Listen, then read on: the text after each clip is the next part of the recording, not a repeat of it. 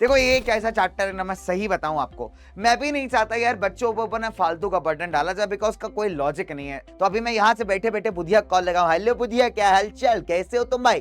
कहेगा बढ़िया है, हम बहुत बढ़िया है, बहुत अच्छा है, very nice, I am enjoying my life. अंजा ब्रो, तेरे को एक नई कहानी सुनाता हूँ। तो आज भैया विधायक जी कौन सी कहानी सुनाएंगे? आज विधायक जी कहानी सुनाएंगे आपको हमारे ग्लोबल वर्ल्ड की। अगर आप देखोगे तो इन चोरों ने दुनिया को लूट करके अपने जेबों को भरना स्टार्ट किया। जो आज इतने अमीर दिखते हैं ना, जीडीपी की बात करते हैं भाई, तो जीडीपी कैसे बनी है भैया? लूट लाट के बनी है। एक अब तरीके से आप कह सकते हो कि पड़ी लकड़ी समान है। लकड़ी पड़ी हुई है कि भैया ओ लकड़ी क्यों पड़े हो वहां पे, है ना? आ जाओ भैया मेरे जीवन में आके सब कुछ बर्बाद कर दो। तो क्या हाल चाल मेरे उड़ानियंस? उम्मीद है बढ़िया है, मस्त है, जबरदस्त है, चुस्त दुरुस्त है।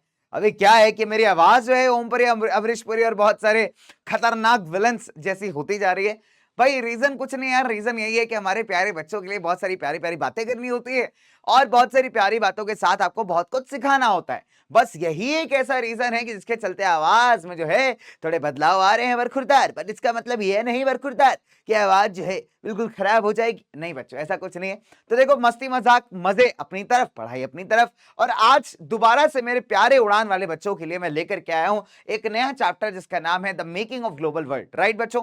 अब देखिए चैप्टर के दो चीजें हैं। नंबर वन, जो सीबीएसई वाले बच्चे हैं उनके लिए ये चैप्टर बोर्ड एग्जाम्स के अंदर सिर्फ द टॉपिक कॉन्क्वेस्ट, डिसीज और ट्रेड तक आ रहा है। उसके बाद ये चैप्टर आपका नहीं आएगा बोर्ड एग्जाम्स में, ठीक है? और बाकी अलग अलग काफी सारे बोर्ड्स के बच्चे हैं जिनके अंदर ये चैप्टर इनफैक्ट पूरा भी आ रहा होगा। तो अब आपके मन में सवाल ये है कि सर जो आपका वीडियो है, यानी ये जो वीडियो की हम बात कर रहे हैं, सर इसमें क्या आप ये चैप्टर पूरा पढ़ाओगे या उतना ही पढ़ाओगे जितना सीबीएसई के अंदर आ रहा है? तो देखिए सीबीएसई के अंदर तो बहुत कम आ रहा है इस चैप्टर से, और जो कि बहुत पॉजिटिव बात है, बच्चों को बहुत पढ़ना भी कम पड़ेगा। देखो ये एक ऐसा चैप्टर है ना, मैं सही बताऊं आपको, मैं भी नहीं चाहता यार बच्चों के ऊपर ना फालतू का बर्डन डाला जाए, बिकॉज का कोई लॉजिक नहीं है। मतलब अगर आप देखो तो इसकी कहानी अच्छी बात है, बहुत सारी कहानी है, सब कुछ है, बट अगर ऐसा नहीं है कि अगर इस हिस्से को हम इतिहास के मिस कर देंगे तो शायद हमारा जीवन बर्बाद हो जाएगा, ऐसा कुछ भी नहीं, ठीक है? चलो, तो पॉइंट इज वेरी सिंपल, हम यहाँ पे पूरे चैप्टर को कवर करेंगे कम समय के अंदर। मैं ट्राई करूंगा कि कम से कम समय के अंदर आपको सारी चीजें पढ़ाई जाए, बताई जाए, जिससे ये आपके लिए एक बड़ा हेल्पफुल वीडियो हो पाए। बिकॉज मुझे पता है यार कि आप देखोगे इस चैप्टर को पढ़ाने में बहुत टाइम जाता है, बहुत ज्यादा टाइम लगता है, ठीक है? इस चैप्टर को जितने कम से कम समय में ट्राई करेंगे सॉल्व करने का, कम से कम टाइम में ट्राई करेंगे खत्म करने का, सो दैट जो वीडियो है बच्चों के लिए इफेक्टिव हो, बच्चे कहानी समझ पाए, चीजों को समझ पाए, ठीक है? और इसके नोट्स आप आराम से डाउनलोड कर सकते हैं। इनफैक्ट नोट्स ऐसे लेकर के आया हूं भाई मैं आपके लिए कि जिसको आप एग्जैक्टली अपने क्वेश्चन आंसर्स में एज इट इज आंसर के लिए भी इस्तेमाल कर सकते हैं, ठीक है? तो आइए दोस्तों, बिना किसी समय को गवाते हुए, बिकॉज ये चैप्टर लंबा है और समय अपने पास कम है, कम इसलिए समय है बिकॉज मैं नहीं चाहता कि भाई आपको बहुत ज्यादा लंबा जो है इस चैप्टर को खींचना पड़े। तो हम लोग बात करेंगे प्री मॉडर्न वर्ल्ड की, ठीक है? बहुत टॉपिक्स है यार इस चैप्टर के अंदर। हम लोग बात करेंगे प्री मॉडर्न वर्ल्ड की, हम लोग बात करेंगे सिल्क रूट्स की, हम लोग बात सिल्क रूट्स, ठीक है? प्लस हम लोग बात करेंगे कॉन्क्वेस्ट, डिसीज एंड ट्रेड की। सिल्क रूट्स की बात करेंगे, फूड ट्रैवल की बात करेंगे, कॉन्क्वेस्ट, डिसीज एंड ट्रेड की बात करेंगे, ठीक है? कॉन्क्वेस्ट, डिसीज एंड ट्रेड की बात करेंगे। बहुत सारे टॉपिक्स अगर सारे लिखने आ जाऊंगा तो फिर काम नहीं बन पाएगा। हालांकि जो सीबीएसई वाले बच्चे हैं उनमें सिर्फ कॉन्क्वेस्ट, डिसीज और ट्रेड तक ही पूछा जाएगा एग्जाम में। हम लोग बात करेंगे वर्ल्ड इकोनॉमी की, रेंडर पेस्ट की बात करेंगे हम लोग बच्चे, ब्रेटन वुड्स की, आईएमएफ की, वर्ल्ड बैंक, ऐसी बहुत सारी बातें यार जो अपन करने वाले हैं इस चैप्टर के अंदर, ठीक है? चलो, सीबीएसई वाले बच्चों के लिए यहां तक मैं लिख देता हूं, यहां तक सीबीएसई के लिए सारा का सारा टॉपिक है। तो सीबीएसई वाले बच्चों के लिए ध्यान दीजिएगा, बोर्ड एग्जाम्स में यहां से लेकर के सिर्फ यहां तक ही टॉपिक आ रहा है। उसके बाद का जितना चैप्टर है वो डिलीटेड है, आपका बोर्ड एग्जाम्स के लिए नहीं आएगा बोर्ड्स में। तो बाकी जिन बच्चों का एग्जाम में आने वाला है, बाकी स्टेट बोर्ड्स के अंदर और भी किसी बोर्ड्स के अंदर, अगर ये चैप्टर आपका पूरा आ रहा है तो आप बच्चों वीडियो को लास्ट तक देखिएगा, ठीक है? और सीबीएसई वाले बच्चों के ऊपर मैंने छोड़ दिया, सीबीएसई वाले बच्चे एकदम बढ़िया से पूरा वीडियो भी देख सकते हैं, जिससे जो इंटरनल प्रोजेक्ट्स आएंगे, मतलब जो डिलीटेड पार्ट है ना, वो सीबीएसई वालों को प्रोजेक्ट फॉर्म में दिया जाएगा इंटरनली। कैसे भी हो, आपके स्कूल, आपके टीचर भी डिपेंड करता है कि उनको कैसे असेस करना है चैप्टर को, ठीक है? तो मेरा रिकमेंडेशन यही है कि वीडियो को मैं ट्राई करूंगा छोटा रखने का, तो आप एक बार पूरी कहानी जरूर पढ़ लीजिएगा ताकि आप चैप्टर से कनेक्टिविटी बैठा पाए, ठीक है? डन ना? अब अगर हम बात करें चैप्टर के नाम की, the making of a global world, global का मतलब होता है पूरे वर्ल्ड लेवल पे, ठीक है। अगर आप देखोगे आज के जमाने में आप एक जगह से बैठे बैठे दूसरी जगह कनेक्ट कर पाते हो, है ना। फॉर एग्जाम्पल मेरा एक दोस्त यूएस में रहता है, उसका नाम है बुधिया। तो अभी मैं यहाँ से बैठे बैठे बुधिया कॉल लगाऊं, हेलो बुधिया क्या हालचाल, कैसे हो तुम भाई। कहेगा बढ़िया है, हम बहुत बढ़िया है, बहुत अच्छा है, very nice, I am enjoying my life. मैं कहे भाई बुढ़िया, ए भाई बुधिया, सही से बोलो रे, हे। कहा हाँ भैया बहुत बढ़िया, मजे आ रहे हैं यहाँ यूएस के अंदर, बहुत गोरे गोरे लोग हैं, मजा आ रहा है, एकदम मस्त बढ़िया जीवन चल रहा है, ठीक है। तो ये कैसे पॉसिबल है, ये ऐसे पॉसिबल है ताकि अगर आप देखोगे जो समाज के अंदर, सोसाइटी के अंदर टेक्नोलॉजी ग्रो किया है ना, टेक्नोलॉजी के साथ साथ कई सारे कानून आए, चेंजेस आए, ऑर्गेनाइजेशंस बने, इन सब लोगों ने मिलकर के क्या किया है, दुनिया को एकदम एकदम इंटरकनेक्ट कर दिया है, आपस में जोड़ के रख दिया है। और ये सारे प्रोसेसेस एक दिन में नहीं हुए, इनको होने में कई सारा समय लगा है, कई सारे साल लगे हैं, और इसी सब की कहानी जो है बताई गई है आपके chapter the making of global world के अंदर, ठीक है, डन। चलिए तो आगे कहानी को स्टार्ट करते हैं। हाँ जी दोस्तों, मैं आ गया हूं डगलस, आपके क्लास का मॉनिटर। सारे बच्चे अपनी कॉपी किताब निकाल लीजिए, नहीं तो मैं कंप्लेन कर दूंगा। हुई हुई हुई, आगे बात करते हैं। अंजा ब्रो, तेरे को एक नई कहानी सुनाता हूं। तो आज भैया विधायक जी कौन सी कहानी सुनाएंगे? आज विधायक जी कहानी सुनाएंगे आपको हमारे ग्लोबल वर्ल्ड की, कैसे बनी है दुनिया पीतल दी, है ना, और हमारे भैया प्यारे विधायक जी। चलिए तो आइए दोस्तों बात करते हैं, बहुत सिंपल है। नंबर 1, ग्लोबलाइजेशन क्या है? एक इकोनॉमिक सिस्टम है जो पिछले 5-50 सालों के अंदर अगर आप देखोगे तो बिल्ड हुआ है। बट अगर आप देखोगे तो इसकी एक लंबी हिस्ट्री है ना। किसकी हिस्ट्री है? व्यापार की हिस्ट्री है, लोगों के माइग्रेट करने की हिस्ट्री है, ठीक है, लोगों के मूवमेंट ऑफ कैपिटल यानी पैसे के इधर से उधर जाने की हिस्ट्री है। तो हर एक का अपना एक अपना इतिहास है। सिंपल भाषा में अगर आप देखोगे, आज के जमाने में आपने देखा होगा कई बार जो बड़ी बड़ी कंपनियां होती हैं अलग अलग देशों में जाके इन्वेस्टमेंट करती हैं, पैसा लगाती हैं, तो उसको आप कह सकते हैं कि पैसा भी वर्ल्ड में एक जगह से दूसरे के मूव करता है। लोग अपने घर बार को छोड़ करके क्या जाते हैं? काम करने जाते हैं, अच्छी एजुकेशन पाने अलग अलग देशों में जाते हैं। तो ये इस तरीके से आप कह सकते हो लोग भी मूव करते हैं। साथ ही साथ जो टेक्नोलॉजी है बेटा, वो भी कंट्री टू कंट्री जो आप देखोगे मूव करती रहती है। और यही सब किसके कंपोनेंट्स हैं? ग्लोबलाइजेशन के। डन। पुराने जमाने से अगर आप देखोगे जो आपके ट्रैवलर्स हैं, ट्रेडर्स हैं, व्यापारी हैं, पुजारी लोग हैं, है ना, बड़े बड़े जो प्रीचर हैं, जो धर्म के प्रचारक थे, ये सब जो है बच्चे कहीं ना कहीं अलग अलग देशों में आते जाते रहे हैं, डिफरेंट रूट्स के थ्रू, चाहे वो लैंड रूट्स हो, चाहे वो सी रूट्स हो, है ना। और कई बार आप देखोगे जब लोगों को सताया जाता था, जहां टॉर्चर किया जाता था, वहां से लोग के भाग भाग करके लोग अलग अलग जगह चले जाते थे। इंडिया की बात करें, भारत में जो व्यापार है, जो विदेशी व्यापार है, ऐसा नहीं कि अभी होता है। भारत के अंदर विदेशों के साथ व्यापार तब भी होता था जब हम लोग इंडस वैली सिविलाइजेशन की बात करते हैं। ऐसे बहुत सारे प्रूफ एग्जांपल्स मिले हैं जो बताते हैं कि समुद्र के थ्रू जो है वो लोग भी कई सारे देशों के साथ कनेक्टेड थे। तो ये जो इंटरनेशनल टर्म्स एंड रिलेशंस है ना, ये ऐसा नहीं कोई नए हैं बच्चे, काफी पुराने, बहुत पुराने। तो लोगों ने हमेशा इधर से उधर मूव किया है, नॉलेज के लिए, अपॉर्चुनिटी के लिए, किसी चीज के प्रचार करने के लिए, उसको प्रमोट करने के लिए, है ना बच्चों ना। इनफैक्ट अगर आप देखोगे 3000 बीसी की बात करें तो एक एक्टिव कोस्टल ट्रेड लिंक पाया जाता है इंडस वैली सिविलाइजेशन का। किसके साथ? आज के जमाने के वेस्ट एशिया के साथ, जो अपने आप में बताता है कि लोगों के आपस में जो लिंक्स हैं वो काफी जमानों से रहे। चलिए आगे अगर मैं बात करूं, सिल्क रूट से बहुत अच्छा एग्जांपल है प्री मॉडर्न ट्रेड का और कल्चरल लिंक्स का। अगर आप देखोगे तो हमारे जो हिस्टोरियंस है, इतिहासकार हैं, उन्होंने कई तरीके के सिल्क रूट्स को यहां आइडेंटिफाई किया है, लैंड के ऊपर भी और आपके सी के ऊपर भी। देखिए जो शब्द है आपका सिल्क रूट, कहां से ओरिजिनेट करता है? देखिए बहुत सिंपल है, ये वो रास्ते हैं जिनके थ्रू जो है मैक्सिमम चाइनीज सिल्क का व्यापार किया जाता था। तो चाइनीज सिल्क इन्हीं रास्तों के द्वारा जो है अपने चाइनीज इलाके से निकल करके जाती है यूरोपियन कॉन्टिनेंट्स के साइड पे, अलग अलग देशों में एंटर करती है। इस वजह से इनका नाम फेमस हो गया सिल्क रूट, ठीक है। तो अलग अलग सिल्क रूट्स को आइडेंटिफाई किया गया है, लैंड के ऊपर भी, सी के ऊपर भी, जो एशिया को कनेक्ट करते हैं अलग अलग रीजन के, कौन से इलाकों से? अफ्रीका और यूरोप के इलाकों से, ठीक है। अगर आप देखोगे ये फॉर एग्जांपल भारत का जो कपड़ा था ना, फाइन क्वालिटी कॉटन कपड़ा, वो पूरे वर्ल्ड के अंदर बहुत फेमस था। और भारत के मसाले, मतलब अगर आप देखोगे मसालेदार खाने की बात की जाए तो यार भारत का कोई जोड़ नहीं है। आय हाय हाय, कढ़ाई पनीर से लेकर के पनीर बटर मसाला और ये रोगन जोश, बटर नान, लच्छा पराठा। तो अगर हम बात करें इंडिया के मसालों का कोई जोड़ नहीं यार। इंडिया में जिस तरीके का खाना मिलता है, मस्त दम रापचिक मसालेदार, वैसा आपको कहीं और नहीं मिलेगा भाई। अपन मैगी में भी मसाला डाल देते हैं भैया, धनिया मिर्चा अदरक के साथ साथ। तो भारत से क्या, अगर आप देखोगे इन सिल्क रूट्स के थ्रू मसाले, कपड़े, ये सब भारत से एक्सपोर्ट होते थे। और प्रेशियस मेटल जैसे गोल्ड सिल्वर हो गया, ये यूरोप से एशिया आया करता था। डन।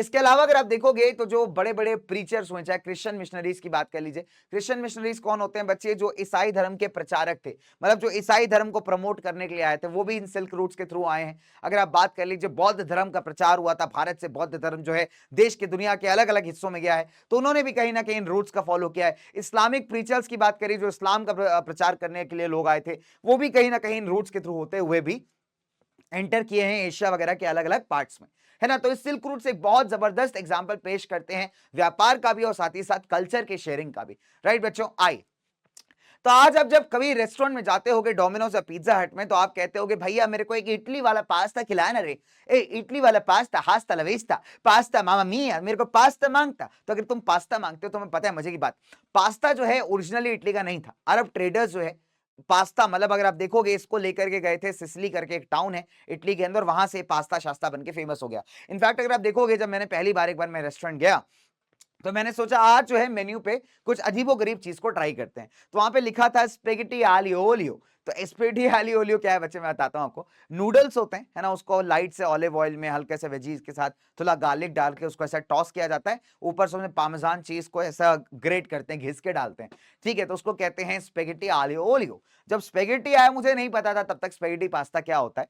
जब वो आया तो मैंने देखा यार ये तो नूडल्स है, ये तो मेरे को बेवकूफ बना दिया, ए चूना लगाया रे। तो मेरे को ऐसा लगा ये इटालियन लोग क्रीम लगा करके, इसमें क्रीम डाल करके नूडल्स को कह रहे हैं भैया स्पेगेटी है। देखिए उनकी गलती नहीं है। क्या हुआ कि जब चाइना से नूडल्स निकल के वेस्टर्न कंट्रीज में गए, तो इनका नाम चेंज हो गया, इनका नाम हो गया स्पेगेटी। तो अभी आप देखोगे तो स्पेगेटी कुछ नहीं होता, नूडल्स होते हैं। कभी स्पेगेटी पास्ता अगर ऑर्डर करना तो समझ जाना नूडल्स को व्हाइट या रेड सॉस में एकदम मिला मुलू करके आपको दिया जाएगा, ठीक है। डन, सॉर्टेड है। चलिए, तो फूड जो है लॉन्ग डिस्टेंस कल्चरल एक्सचेंज के बहुत सारे जो है एग्जांपल आपको प्रेजेंट करता है। अगर आप देखोगे जो अलग अलग ट्रेडर्स और ट्रैवलर्स आए, उन्होंने अपने साथ साथ बच्चे वो व्यापार तो लाए, व्यापार के साथ साथ अपना कल्चर, अपना संस्कृति, अपना खाने पीने का तरीका, ये सारी चीजें भी लेकर के आए। अब जैसे फॉर एग्जाम्पल मान लो आज तुम भारत छोड़ के किसी और देश में रहने जाते हो, तो डेफिनेट सी बात है तुम अपने साथ अकेले तुम नहीं जा रहे, तुम्हारा कल्चर तुम्हारे साथ जा रहा है, तुम्हारा ट्रेडिशन तुम्हारे साथ जा रहा है, तुम्हारा खाने पीने का, जीने का जो तरीका है वो भी तुम्हारे साथ ही जा रहा है। और तुम जहां जाओगे अपने इन तौर तरीकों को बाकी लोगों को भी सिखाओगे, and this stands true in the case of पुराना टाइम्स ऑल्सो। अच्छा, फॉर एग्जांपल जैसे नूडल्स की मैंने आपको बात की, they travelled west from China, तो स्पेगेटी बन गए, ठीक है। अच्छा, हमारे पुराने जो एंसेस्टर्स हैं, हमारे बहुत पुराने बाप दादा लोग, उनको कई बार अगर आप देखोगे जो जो खाना आप आज खाते हो ना, फॉर एग्जांपल पटेटो हो गया, सोयाबीन हो गई, भुट्टा हो गया, टमाटर हो गया, हरी मिर्ची हो गई, ठीक है, शकरकंद शकरकंद शकरकंद ये हो गई, ठीक है। इन सारी चीजों के बारे में इनको आइडिया भी नहीं था, इन सारी चीजों के बारे में इनको आइडिया भी नहीं था। बहुत सारे ऐसे फूड्स जो हम आज खाते हैं, ये एक्चुअली तब डिस्कवर किए गए जब अमेरिका की डिस्कवरी हुई। अमेरिका के जो ओरिजिनल लोग हैं, जिनको अमेरिकन इंडियंस कहा जाता है, तो अगर आप देखोगे ये वो लोग हैं जो ये सारी चीजें खाया करते थे, तो हमारे बाप दादाओं को पता भी नहीं था। तो जब अमेरिका का डिस्कवरी हुआ, जब इन लोगों के हैबिट्स का पता चला, तब जाकर के जो फ्रूट है, ये जो जितना भी आपका खाना पीना है, ये वर्ल्ड के अलग अलग हिस्सों में पॉपुलर होना स्टार्ट होता है। डन, चलिए, तो आइए बात करते हैं हमारे एक बड़े जबरदस्त किस्से की, बड़ी जबरदस्त कहानी की, जिसको हम कहते हैं कभी कभी जो है एक नॉर्मल सा क्रॉप, एक नॉर्मल सा अनाज आपके जिंदगी और मौत के बीच का फासला तय कर सकता है। और ये स्टैंड करता है true in the case of Ireland. देखिए आयरलैंड की बात करें, हमने जब नेशनलिज्म में यूरोप चैप्टर पढ़ा था, ठीक है, आपको याद होगा, तो आयरलैंड को जबरदस्ती जो है ब्रिटेन ने कब्जा करके जो है अपने साथ यूनाइटेड किंगडम में मिला लिया था। तो आयरलैंड एक बड़ा प्यारा सा आइलैंड टाइप का कंट्री, आप देख सकते हो, उसके आसपास पानी वगैरह आपको काफी दिख जाएगा। तो आयरलैंड के अंदर क्या दिक्कत है, जो आयरलैंड के यूरोप थे, उन्होंने जब आलू की खेती करनी स्टार्ट की, तो आप कह सकते हैं इनका जीवन जो है बिल्कुल बदल बदल गया। क्यों बदल बदल गया? द रीजन इज कि आलू जो है कंपैरेटिवली काफी सस्ता है। अब देखिए क्या है कि बाकी जो कॉर्न वगैरह है, ये ब्रिटेन जो है अपनी जनता के लिए सारा मंगाए ले रहा है। मतलब आयरलैंड में अगर बाकी क्रॉप्स उगाए भी जा रहे हैं, तो सारा ब्रिटेन जो है कैप्चर करके बैठ जा रहा है, उस पर कब्जा करके बैठ जा रहा है। अब बेचारा जो गरीब आदमी वो क्या करेगा? तो गरीब आदमी यहाँ क्या करता है, आलू उगाना स्टार्ट करता है, ठीक है। और आलू से क्या बन जाता है, इसका आलू राम कचालू बन जाता है। कहने का मतलब है कि आलू उगा के भाई इसका जो पेट है वो भरना स्टार्ट हो जाता है। यानी गरीब आदमी जो है महंगा खाना खरीद नहीं सकता, तो ये क्या करता है, जब आलू उगाना सीख जाता है, तो ये आलू का जो है हर चीज में इस्तेमाल करता है। आप कभी भी किसी आयरिश कैफे में जाइएगा, आपको किसी भी अच्छे शहर में एक आयरिश कैफे मिल जाएगा, वहां पे वो लोग आलू जरूर सर्व करते हैं फ्राइज के फॉर्म में या किसी और फ्राई में। तो अगर आप देखोगे आलू के काफी बढ़िया डिशेस आपको मिलेंगे आयरिश कुजीन्स के अंदर। तो आज भी बहुत फेमस है, एक तो आलू बहुत फेमस है, उसमें एक आयरिश बियर वगैरह भी बहुत फेमस है। ठीक है, तो मतलब ये आयरिश कुजीन्स के अंदर एक कॉमन बात है। तो ये आलू का कंसेप्ट बहुत सिंपल है कि आलू क्या है, आसानी से उगाया जा सकता है, कोई दिक्कत नहीं है उसको उगाने में। और इसके चलते क्या हुआ, गरीब आदमी अभी इसके ऊपर खाना शुरू करता है, इसके ऊपर डिपेंड हो जाता है। अच्छा, अब क्या होता है, आयरलैंड के जो सबसे गरीब किसान थे वो इतना ज्यादा डिपेंड हो जाते हैं आलू के ऊपर कि जब आलू को एक डिसीज लगती, ठीक है, कौन सी डिसीज लगी थी, पोटैटो ब्लाइट, एक फंगल डिसीज है पोटैटो ब्लाइट। तो पोटैटो ब्लाइट में क्या होता है, पूरा का पूरा जो है आपका जो क्रॉप है ये यहाँ पे खराब हो जाता है। ठीक है, तो जब आलू को एक डिसीज होती है, फंगल डिसीज लग जाती है आलू को, और पूरा का पूरा आपका आलू का अनाज खराब हो जाता है। तो बेटा ये इतने ज्यादा डिपेंडेंट थे आलू के ऊपर कि हजारों की संख्या में जो है यहाँ पे लोग मरना स्टार्ट हो जाते हैं भुखमरी से, बिकॉज इनके पास कुछ खाने के लिए ऑल्टरनेटिव ही नहीं बचा। ठीक है, क्या होता है 1840s के अंदर जो आलू का क्रॉप है, आलू का जो अनाज है, आलू का जो फसल है, उसको डिसीज लग जाती है, बीमारी लग जाती है ना, पोटैटो ब्लाइट कहते हैं, फंगल डिसीज है, फंगस लग जाता है उसमें। तो आलू के पेड़ पौधे क्या हो जाते हैं, खराब हो जाते हैं। खराब होने की वजह से होता क्या है कि आलू का शॉर्टेज। अब ये आयरलैंड के जो गरीब लोग इतना ज्यादा आलू पे डिपेंड हो गए हैं कि भैया आलू ना मिलने पे कितने सारे लोग मर जाते हैं, बहुत सारे लोग आयरलैंड छोड़ के भाग जाते हैं। तो आप सोच सकते हो कि यार कितना बड़ा डिफरेंस एक क्रॉप यहाँ पे मेंटेन कर सकता है। ठीक है, इसको हम कहते हैं आयरिश पोटैटो फमाइन। क्या बोलते हैं बेटा इसको हम लोग, Irish potato famine. Done, famine मतलब सूखा पड़ना। ठीक है, सिंपल सी बात है, भुखमरी वाला situation. Irish potato famine done. तो हंग्री चिल्ड्रन आप देख सकते हो इस फोटो के अंदर जमीन से खोद के ट्राई कर रहे हैं कि इनको आलू निकल मिल जाए। ठीक है, तो अगर आप देखोगे जो ग्रेट आयरिश पोटैटो फमाइन थी 1845 से 1849 तक, आप इसको लिख लीजिएगा 1845 से 1849 तक, ये जो ग्रेट आयरिश पोटैटो फमाइन है बेटा। ठीक है, यहां पे करीब आप देख सकते हो 10 लाख से भी ज्यादा लोग यहां भुखमरी से मर गए थे। Can you imagine guys, 10 lakh से, मतलब आप सोच सकते हो कि more than 10 lakh people died. लोग जो थे बेटा यहां मर गए, 10 लाख से ज्यादा लोग यहां पे मर गए। क्यों? ड्यू टू स्टारवेशन, भुखमरी के कारण, ड्यू टू स्टारवेशन। ठीक है, ड्यू टू स्टारवेशन। तो क्या हुआ भैया, स्टारवेशन के चलते यानी भुखमरी के कारण आप कह सकते हो ये लोग क्या हो गए बेटा, मर जाते हैं। Now imagine the situation. ठीक है, और इसके डबल द नंबर आप कह सकते हो दूसरी जगह भाग गया किसी और देश में, किस लिए, काम की तलाश में। तो यहां हमने क्या सीखा कि किस तरीके से क्रॉप ने, किस तरीके से अनाज ने लोगों के जीवन में बदलाव ला दिया है ना। चलिए आगे बात करते हैं, कॉन्क्वेस्ट, डिसीज एंड ट्रेड। बड़ा प्यारा टॉपिक है, बड़ा बढ़िया टॉपिक है। ठीक है, और ये हमारे सीबीएसई वालों का लास्ट टॉपिक, यानी सीबीएसई वालों की अगर मैं बात करूं तो भाई आपके लिए 20 मिनट के अंदर टॉपिक खत्म हो गया है। मतलब आप चाहो तो वीडियो 20 मिनट तक भी देख सकते हो, कोई दिक्कत नहीं है, आप चाहो तो वीडियो पूरा भी देख सकते हो। ठीक है, आगे बात करते हैं ना।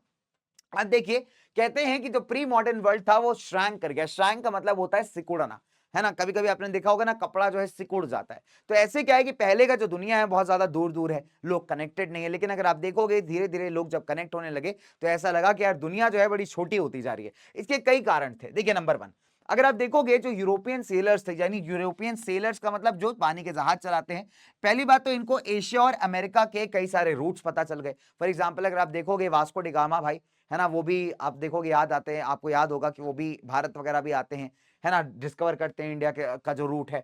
ठीक है, इसके अलावा अगर आप देखोगे तो क्या होता है, नंबर 1 की यूरोपियन सेलर्स को यहाँ पे एशिया और अमेरिका का रूट पता चल जाता है। दूसरी बात, अच्छा, अपनी डिस्कवरी से पहले जो अमेरिका था ये पूरे दुनिया से कट ऑफ था, पूरी दुनिया से आइसोलेटेड था, कोई भी अमेरिका के बारे में नहीं जानता था। डन। लेकिन क्या हुआ कि जब अमेरिका की डिस्कवरी हुई और यहाँ पे यूरोपियंस को ये बात पता चली कि यार अमेरिका के अंदर बहुत जबरदस्त मिनरल्स हैं, यहाँ की मिनरल वेल्थ, यहाँ की फॉरेस्ट वेल्थ बहुत जबरदस्त है। तो यूरोपियन लुटेरे एज इट इज अपनी क्या हरकत दोहराएंगे, वही जो गंदी हरकत करते हैं हर बार कि जाके कब्जा कर लो, लूट लो, जमा लो। तो एज अ रिजल्ट आप देखोगे 16वीं शताब्दी से जो अमेरिका है उसके जो लैंड रिसोर्सेज है, मिनरल रिसोर्सेज हैं, वो यूरोपियंस को अट्रैक्ट करना स्टार्ट कर देता है। अब यूरोपियंस को पता चल जाता है इन चोरों को कि भैया अमेरिका के अंदर जो है बहुत ज्यादा पोटेंशियल है, वहां से आप बहुत सारे नेचुरल रिसोर्सेज को लूट करके और अमीर हो सकते हो। राइट। दूसरा, अगर आप इंडियन ओशन की बात करेंगे तो इंडियन ओशन हमेशा से एक बहुत सेंट्रल पॉइंट रहा है व्यापार का। अगर आप देखेंगे पुराने जमाने में भी जो भारत के अंदर व्यापार किया जाता था उसमें इंडियन ओशन के थ्रू जो रूट्स पास होते हैं, जो रास्ते निकलते हैं, वो एक बहुत क्रूशियल रोल प्ले करते हैं। आज भी अगर आप देखोगे तो इंडिया का जो लोकेशन इतना जबरदस्त है, at the head of the Indian ocean, Indian ocean के बिल्कुल सर पे है आप कह सकते हो। और इंडिया का लोकेशन इतना स्ट्रेटेजिक है कि अगर आपको एशिया और यूरोप कनेक्ट करना है तो भारत होकर के ही आपको मोस्ट ऑफ द केसेस में जाना पड़ेगा। डन। तो इंडिया के अंदर अगर आप देखोगे तो व्यापार जो है बहुत नेक्स्ट लेवल का होता है ना, बहुत बढ़िया लेवल का होता है। और ये एक बहुत बड़ा कारण था कि आप देखते हैं कि इंडिया जो है दुनिया के सबसे अमीर देशों में गिना जाता था। यानी भारत सोने की चिड़िया ऐसे नहीं कहा जाता। भारत का जो व्यापार है, भारत का जो ट्रेड है, वो इतना जबरदस्त लेवल का होता है, खासकर समुद्र के द्वारा व्यापार, समुद्र के थ्रू ट्रेड, सी ट्रेड जिसको आप कहते हो, कि इंडिया के पास जो पैसा था वो बहुत ज्यादा था, काफी ज्यादा पैसा था। ठीक है, डन। नाउ अब क्या हुआ कि जब इनको, जो हमारे यूरोपियंस है, जब इनको ये रास्ता पता चली, खासकर भारत आने का जब रास्ता पता चला, तो अभी क्या हुआ कि इन्होंने भारत के जो पूरा कंट्रोल था पैरा व्यापार के ऊपर, उस पे ना लंगड़ मारनी स्टार्ट कर दी। जब तक यूरोपियंस को ये रास्ते नहीं पता है, तब तक डेफिनेट सी बात है, उनको पता ही नहीं कि भारत जैसा कुछ एग्जिस्ट करता है, भारत इतना अमीर है, भारत के पास इतना पैसा है। ठीक है, लेकिन जब इनको पता चल गया कि इनके पास ये तरीके से पैसा आ रहा है, तब ये लोग क्या करने लगे, ये भी इंडियन ओशन वाले साइड पे घुसना स्टार्ट कर दिया। एज अ रिजल्ट जो बिजनेस पहले पूरा इंडिया के पास था, भारत के पास था, वो भी कहां डाइवर्ट होने लगा, टुवर्ड्स द यूरोपियन कंट्रीज। ठीक है, डन। आगे बात करते हैं, चलिए। तो कई बार KGF of South America, Rocky भाई सोना मिल गया, हुई केजीएफ ऑफ साउथ अमेरिका। देखिए क्या हुआ कि 17वीं शताब्दी में रूमर्स उड़ने लगे कि साउथ अमेरिका के अंदर एक सोने का शहर है, यानी सोने का सिटी है। ठीक है, डन। अगर आप देखोगे केजीएफ ऑफ साउथ अमेरिका, तो केजीएफ किसको हम बोल रहे हैं यहां पे, कि यहां पे क्या हुआ कि rumors spread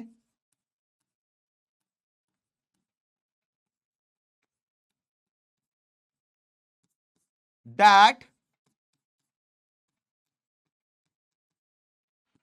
there is a city of gold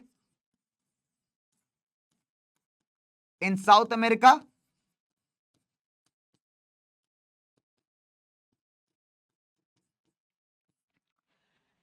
This was called El Dorado.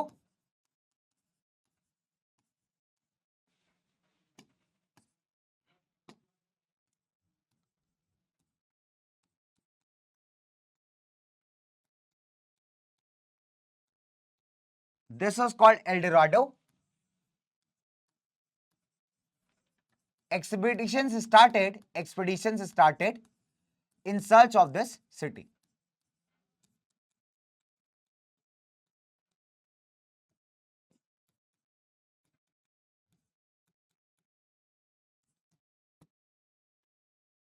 Done. देखो क्या है बच्चों, यहां पे बहुत क्लियर है कि तो ये दोगेश के दादा हैं, ये अधीरा है अपने जमाने के, तो आप कह सकते हो इनको सोना मिल गया था। एक्चुअली क्या हुआ कि 17th सेंचुरी के अराउंड क्या होता है बच्चों, एक हल्ला फैल जाता है, खबर फैल जाती है कि भैया साउथ अमेरिका के अंदर पूरा सोने का शहर है। अब जहां जितने भी हमारे यूरोपियन चोर थे, इनको ये खबर मिलती है, ये सारे निकल जाते हैं उस शहर को ढूंढने के लिए। तो इसको कहा जाता है एल डोराडो। क्या बोलते हैं इसको हम लोग, एल डोराडो, यानी सिटी ऑफ गोल्ड। ठीक है, तो this was called L Dorado, यानी सिटी ऑफ गोल्ड। आगे बात करते हैं दोस्तों।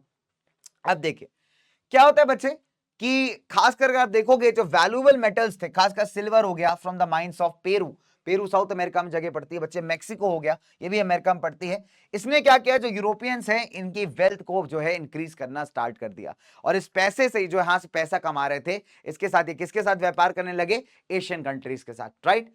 तो अभी कह सकते हो कि पहले जब तक अमेरिका के बारे में लोगों को नहीं पता था, जब तक इंडियन ओशन के बारे में जो रूट्स हैं जो भारत को कनेक्ट करते हैं लोगों के बारे में नहीं पता था, ये सब वेस्टर्न कंट्रीज से ना बहुत दूर थे। लेकिन जब इन रूट्स के बारे में वेस्टर्न कंट्रीज को पता चला, ये सारे लुटेरे जो थे अपने पानी के जहाज ला के निकल पड़े इन इलाकों में कब्जा जमाने। तो एज अ रिजल्ट आप देख सकते हो कि पहले जो इलाके बहुत दूर दराज एकदम स्कैटर्ड थे, अभी वो आपस में कनेक्ट होना स्टार्ट हो गए। तो इसीलिए कहते हैं ना, the pre modern world shrank greatly, shrank मतलब सिकुड़ता गया। डन। चलिए, अरे नेशनलिज्म इन इंडिया गलती से आ गया, सॉरी बच्चों, आगे बात करते हैं यहाँ पे। चलो, तो वो राष्ट्रवाद निकल नहीं रहा ना भारत से। चलिए, तो आइए बात करते हैं। देखो बहुत सिंपल सी बात है, colonisation of America mid 16th century. दो कॉलोनाइजर्स हम यहाँ पे आएंगे, हमारे पुर्तगाली डॉगेश और हमारे स्पेनिश डॉगेश। ठीक है, तो पोर्तुगीज और जो स्पेनिश थे, इनको एकदम क्लियरली पता चल गया कि भैया अमेरिका के पास बहुत ज्यादा रिसोर्स वेल्थ है, बहुत ज्यादा मिनरल वेल्थ है। तो इन्होंने डिसाइड किया क्यों ना अमेरिका पे कब्जा जमा लिया जाए, अगर कब्जा जमा लेंगे तो इनके पास पैसे आ जाएंगे, बोलेंगे हुई हुई हुई। ठीक है, तो इन्होंने क्लियरली डिसाइड किया कि क्यों ना भैया अमेरिका पे कब्जा जमा लिया जाए। अब देखिए क्या होता है, जो कॉलोनाइजेशन ऑफ अमेरिका था बाय पुर्तगाली और आपके स्पेनिश, ये कब स्टार्ट हुआ, ये आपका स्टार्ट हुआ आपका मिड 16th सेंचुरी के अंदर। डन। अब कॉलोनाइजर्स ने यहां पे किसी मिलिट्री वेपन का इस्तेमाल नहीं किया। ये देखिए, ये गौरतलब बात है, सोचने वाली बात है कि यहां पे बहुत सिंपल सी बात है कि कॉलोनाइजर्स ने किसी भी मिलिट्री वेपन का इस्तेमाल नहीं किया, ना गन का, ना गोले का, बारूद का, बिकॉज इनको लगता था कि ये वो चीजें हैं कि जिन पे अगर दुश्मन इनको छीन करके हमारे ही अगेंस्ट इस्तेमाल कर सकता है। ठीक है, नॉर्मल सी बात है, सही बात है कि अगर मान लीजिए कि दुश्मन की संख्या ज्यादा हुई तो वो क्या कर सकता है, इसको छीन करके हमारे ही अगेंस्ट इस्तेमाल कर लेगा। तो इन लोगों ने एक नया फंडा निकाला। इन्होंने क्या किया, वायरस का इस्तेमाल यूज करना स्टार्ट किया। इसको बायोलॉजिकल वॉरफेयर भी कहते हैं। इसके अभी जैसे फॉर एग्जांपल चाइना के अगेंस्ट बहुत सारे ऐसे रिपोर्ट्स हैं जो बनाए गए हैं, जो इस बात में कई बार हिंट कर रहे हैं कि चाइना ने जो किया था कोविड-19 वो एक तरीके का बायोलॉजिकल वॉरफेयर था।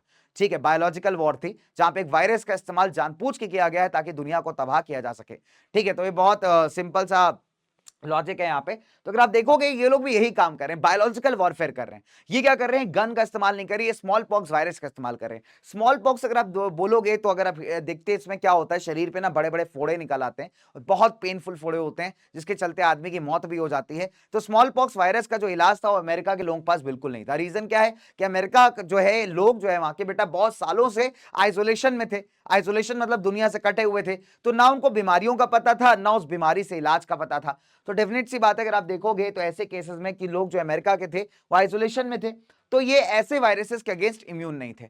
अब ये जो आपके कॉलोनाइजर्स हैं, ये क्या करते हैं, इतने नालायक थे, ये जो है ना एक इन्फेक्टेड आदमी अपने साथ कैरी करते थे जिसके ऊपर ऑलरेडी इन्फेक्शन था। अब इस आदमी को क्या करते थे कि जहां पे कब्जा करना होता था वहां पे इसको छोड़ देते थे। अब ये अपने साथ वायरस लेके घूम रहा है और ये वायरस क्या होगा बेटा, लोगों तक फैलता जाएगा, एक से, दूसरे से, तीसरे से, तो पूरे इलाके में फैल जाएगा। अब जिसने ये वायरस फैलाया है उसके पास तो डेफिनेट सी बात है इसकी मेडिसिन है, तो वो तो सेफ है, लेकिन जिनको नहीं है, जिनके पास ये मेडिसिन, वो अनसेफ है। तो ऐसे अगर आप सोचोगे बिना एक भी गोली चलाए, मतलब गांव के गांव, शहर के शहर, कंट्री के कंट्री पूरे तबाह हो जाते थे, बर्बाद हो जाते थे, और फिर वहां पे जाकर के लोग डिसइंफेक्ट करते थे पूरे एरिया को और वो एरिया इनका हो जाता था। तो आप सोच सकते हो कितना गंदा तरीका है लोगों को मारने का कि without using a military weapon पूरा एरिया यहाँ पे आराम से कैप्चर किया जा सकता है। तो बायोलॉजिकल वॉरफेयर अपने आप में एक गंदा तरीका, मतलब गोली से जितना पेन नहीं होगा ना बुलेट लगने से, उतना ज्यादा पेन जो है स्मॉल पॉक्स से होता है। तो मतलब आप कहते हैं ना बहुत गंदी मौत, बहुत बुरी मौत। तो लेकिन हालांकि इस तरीके से आप देखोगे तो अमेरिका के कई सारे रिसोर्सेस अभी किसने कब्जा जमा लिया, आपके पुर्तगाली, स्पेनिश ने। ठीक है, डन।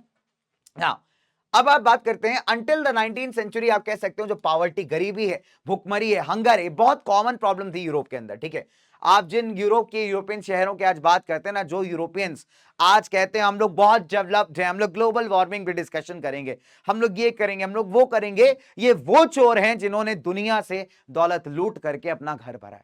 ठीक है, और इन चोरों के क्या अगर आप बात करोगे, मैं चोरी कहता हूं भाई, इनको ये हैं चोर, अगर आप देखोगे तो इन चोरों के साथ सिंपल है कि 19th सेंचुरी तक इन चोरों के घरों में गरीबी थी, इनके भी सड़कों के ऊपर लोग ऐसे ही घूमते थे, होमलेस लोग थे यार।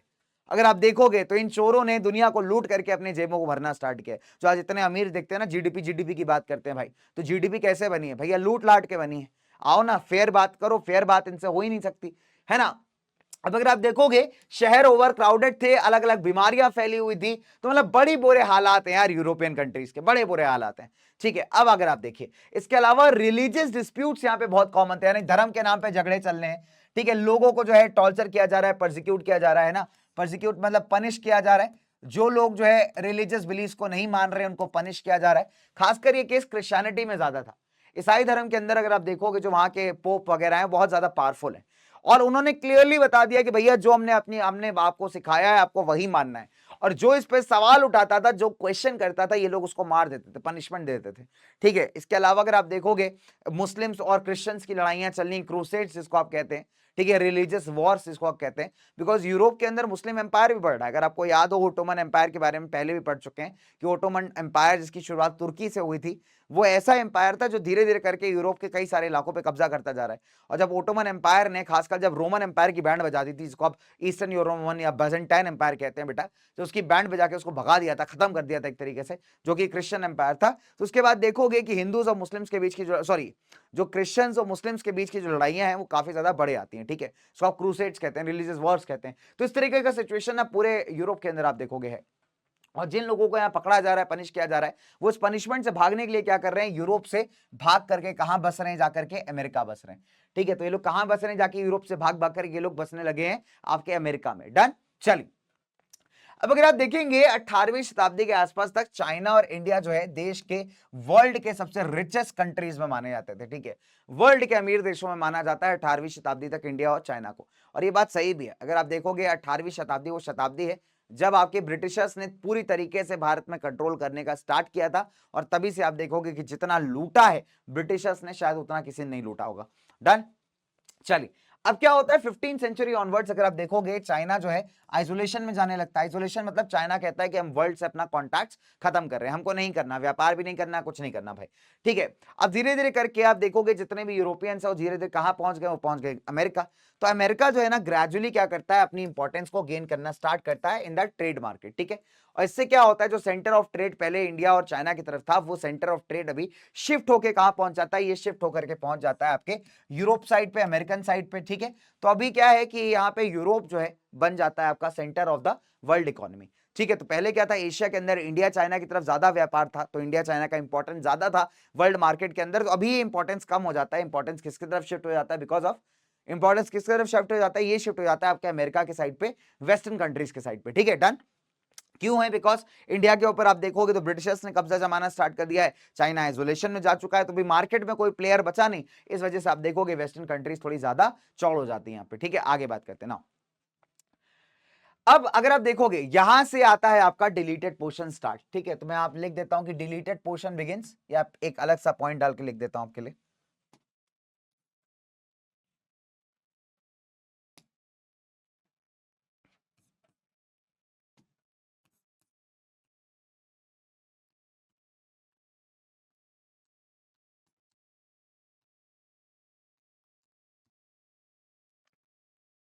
ठीक है, यहां से डिलीटेड पार्ट आपका स्टार्ट होता है, तो सारे बच्चों को मैं इन्फॉर्म कर दिया है इसीलिए, ठीक है, ताकि आप भी थोड़ा ध्यान दे पाए कि सर कहां से डिलीटेड पार्ट स्टार्ट है। चले, तो दोस्तों आगे बढ़ते हैं फटाफट से। देखिए द 19वीं सेंचुरी, 19वीं शताब्दी, 19वीं शताब्दी में क्वेश्चन बहुत आता है, इंपॉर्टेंट है कि किस प्रकार के फ्लोस को यहाँ पे एक्नॉलेज किया गया है।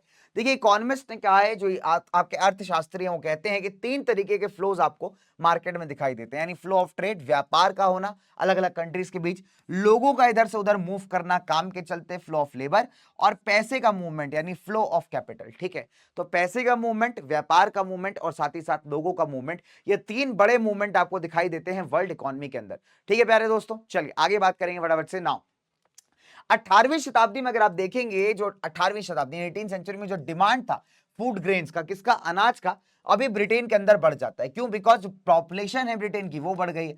अब इसका सिंपल लॉजिक है यार, अगर पॉपुलेशन आपकी बढ़ेगी तो डेफिनेट सी बात है लोगों को खाने के लिए ज्यादा चाहिए, ठीक है। ब्रिटेन में यार बढ़िया एकदम पॉपुलेशन बढ़ाने में जनता लगी हुई है। ए hi Mathilda, the weather is very nice, आओ चलो पॉपुलेशन बढ़ाएं। तो सिंपल सी बात है भैया, पॉपुलेशन तो बढ़ा दोगे, लेकिन दिक्कत क्या है कि भैया खाने के लिए ज्यादा चाहिए होगा। तो ब्रिटेन क्या कर रहा है कि अभी बहुत सारा खाना जो है इंपोर्ट कर रहा है, ब्रिटेन क्या है, खाना मंगा रहा है। अब अगर आप देखोगे जैसे जैसे शहर बनते गए, इंडस्ट्रीज बढ़ती गई, तो जो डिमांड था फूड ग्रेन्स का बेटा वो भी ऊपर जाएगा, वो भी बढ़ता जाएगा, ठीक है। और साथ ही साथ अगर आप देखोगे कि डिमांड ज्यादा है और सप्लाई कम है, तो यहाँ पे जो सामान का दाम है बेटा वो भी बढ़ेगा, बिकॉज पॉपुलेशन बढ़ रही है, शहर बढ़ रहे हैं, लोग बढ़ रहे हैं उसमें, तो लोगों का डिमांड भी ज्यादा बढ़ रहा है, अनाज चाहिए उनको खाने के लिए, ठीक है। लेकिन इससे दिक्कत यह है कि लोगों का डिमांड काफी हाई है, लेकिन उस हिसाब से सप्लाई मेंटेन नहीं हो पा रही है। तो ऐसे में क्या होगा, जो सामान का दाम है वो क्या होगा, बढ़ने लगेगा, इंक्रीज होने लगेगा। डन। अब क्या हुआ कि ऐसे केसेस में देखो, तो यहां पे क्या है, ब्रिटेन क्या कर रहा है, मैक्सिमम फूड ग्रेन्स को इंपोर्ट कर रहा है, ठीक है। ब्रिटेन क्या कर रहा है, इंपोर्ट कर रहा है फूड ग्रेन्स को, ठीक है।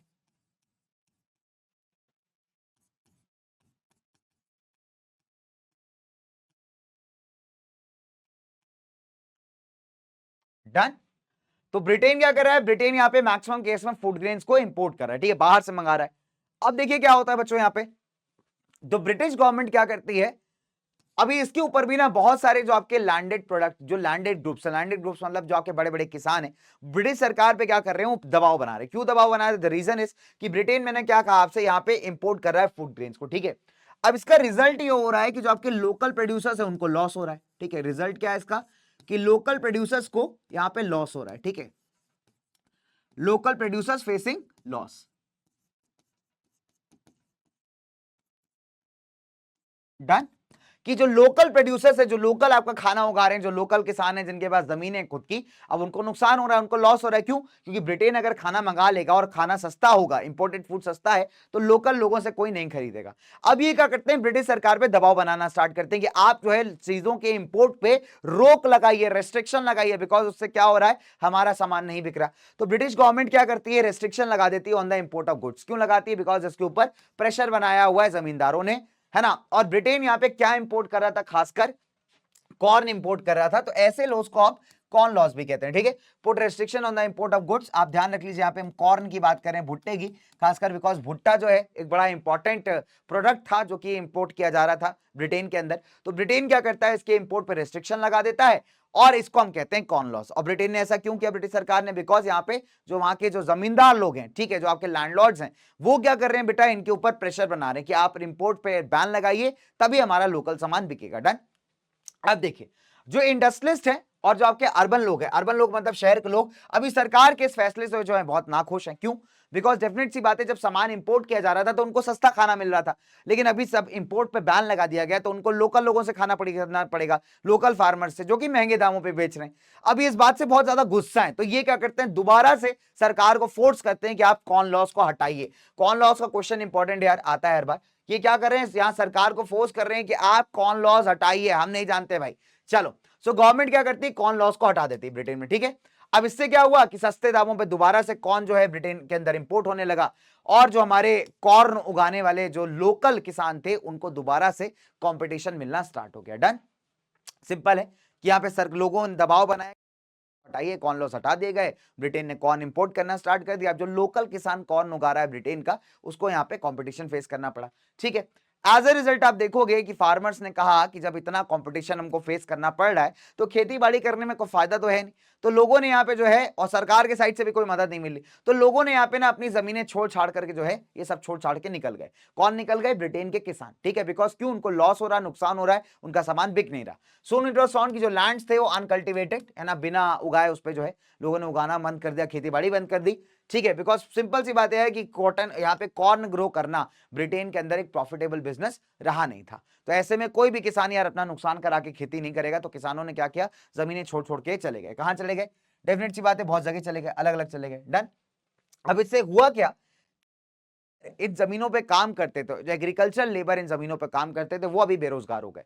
बिकॉज बड़े किसानों ने क्या किया, देखो बड़े किसान क्या करते थे कि लेबर हायर करते थे, उनसे खेती करवाते थे, लेकिन अभी क्या है कि बड़े किसानों को लॉस हो रहा है। क्यों लॉस हो रहा है? बिकॉज ब्रिटिश गवर्नमेंट जो भुट्टा है वो बाहर से मंगा रही है, बाहर से इंपोर्ट कर रही है, ठीक है। तो ऐसे केसेस में इन बड़े किसानों को कॉम्पिटिशन फेस करना पड़ा, बिकॉज इंपोर्टेड सामान सस्ता है। तो ये लोग क्या करते हैं, अभी खेती बाड़ी छोड़ देते हैं। बट इनके खेती बाड़ी छोड़ने से नुकसान किसका हुआ? उस लेबर का जिसको इन्होंने हायर किया था। अभी वो लोग क्या हो गए, वो लोग बेरोजगार हो गए। क्यों? क्योंकि उनके पास खुद की जमीन नहीं है, वो तो किसी और की जमीन पे काम कर रहे हैं। डन। चलिए, तो ये जो जनता थी ये कहां चली गई? ये अलग अलग कंट्रीज में चली गई, किस लिए? काम ढूंढने के लिए। डन। चलिए आगे बात करते हैं। अब देखो क्या होता है बेटा, लेटर ऑन जब फूड के दाम गिर गए और जो कंजम्पशन था वो बढ़ गया, ठीक है, तो क्या हुआ भाई, बाद में फूड के दाम और गिरे और उसके बाद लोगों का जो कंजम्पशन था खाने पीने का वो और ज्यादा बढ़ गया। तो आप देखोगे मिड 19th सेंचुरी से जो रैपिड इंडस्ट्रियल ग्रोथ होती है, मतलब तगड़े तरीके से आप देखेंगे यहाँ पे इंडस्ट्रीज ग्रो करनी स्टार्ट होती है, उससे क्या होता है भाई, ब्रिटेन का इनकम बढ़ जाता है, ठीक है। अब डेफिनेट सी बात है, जब ब्रिटेन का इनकम बढ़ गया, जब ब्रिटेन में ज्यादा पैसे आने लगे, तो ब्रिटेन जो है अभी और ज्यादा खाना इंपोर्ट कर सकता है। तो ब्रिटेन को पैसे कमी नहीं है, बट ब्रिटेन के पास क्या है कि अभी और ऑप्शन खुल गए कि और ज्यादा खाना वो इंपोर्ट कर सकता है, ठीक है। पहले क्या था कि यार पैसे की कमी थी, पैसे कम थे, बट अभी इंडस्ट्रियलाइजेशन हुआ, पैसे और आने स्टार्ट हुए, तो अभी बड़ी आसानी से ब्रिटेन खाना मंगा सकता है बाहर से। डन। अब अगर आप देखोगे पूरी दुनिया में, for example eastern Europe, Russia, America, Australia, यहां पे लोगों ने क्या किया, खाना उगाना स्टार्ट कर दिया। और ये किसको सप्लाई कर रहे हैं? सप्लाई कर रहे हैं हमारे ब्रिटेन को, ठीक है। सिंपल सी बात है। तो यहाँ पे ब्रिटेन के पास डिमांड है और इस डिमांड को पूरा करने के लिए इन इलाकों के अंदर आप देखोगे लोग एकदम तगड़ी तरीके से खेती बाड़ी स्टार्ट कर देते हैं। डन। सॉर्टेड। तो यहाँ पे एक फायदा तो ये हुआ कि ब्रिटेन की डिमांड ने इन इलाकों में एम्प्लॉयमेंट की डिमांड को बढ़ा दिया। बिकॉज डेफिनेट सी बात है, आपको अनाज उगाने के लिए लेबर चाहिए, किसान चाहिए, और आप देखोगे कि ऑलरेडी ब्रिटेन से बहुत सारा आदमी बाहर निकल चुका है जॉब की तलाश में। खासकर कौन सा आदमी? जो गांव में किसान वगैरह था या लेबर वगैरह था। और अभी ब्रिटेन की डिमांड को पूरा कौन कर रहा है? देश, दुनिया के ये इलाके। तो यहाँ पे एक डिमांड और क्रिएट होगी, वो होगी डिमांड ऑफ लेबर, ठीक है। तो आप देखोगे कि कई जगह से जो लोग हैं यहाँ पे मूव करते जाएंगे, कहाँ मूव करते जाएंगे? इन इलाकों में, फॉर द एम्प्लॉयमेंट पर्पस, ठीक है। अब देखिए रेलवे लाइन से बननी स्टार्ट हुई है ना, अलग अलग शिप पोर्ट्स बनने स्टार्ट हुए। अब इससे फायदा क्या हुआ? इससे फायदा ये हुआ कि जो देश के अलग अलग दुनिया के जो एग्रीकल्चर रीजन्स थे जहां पे अनाज उगाया जा रहा था, उन रीजन्स को इन रेलवे लाइंस के थ्रू, इन सी पोर्ट्स के थ्रू बड़ी आसानी से कनेक्ट किया जा सकता था। ठीक है, इनफैक्ट अगर आप देखोगे तो जो नए नए इलाके, ऑस्ट्रेलिया है, आपका ईस्टर्न यूरोप है, यहाँ पे भी जो लोग हैं सेटल होने लगे। क्या सेटल होने लगे बच्चों?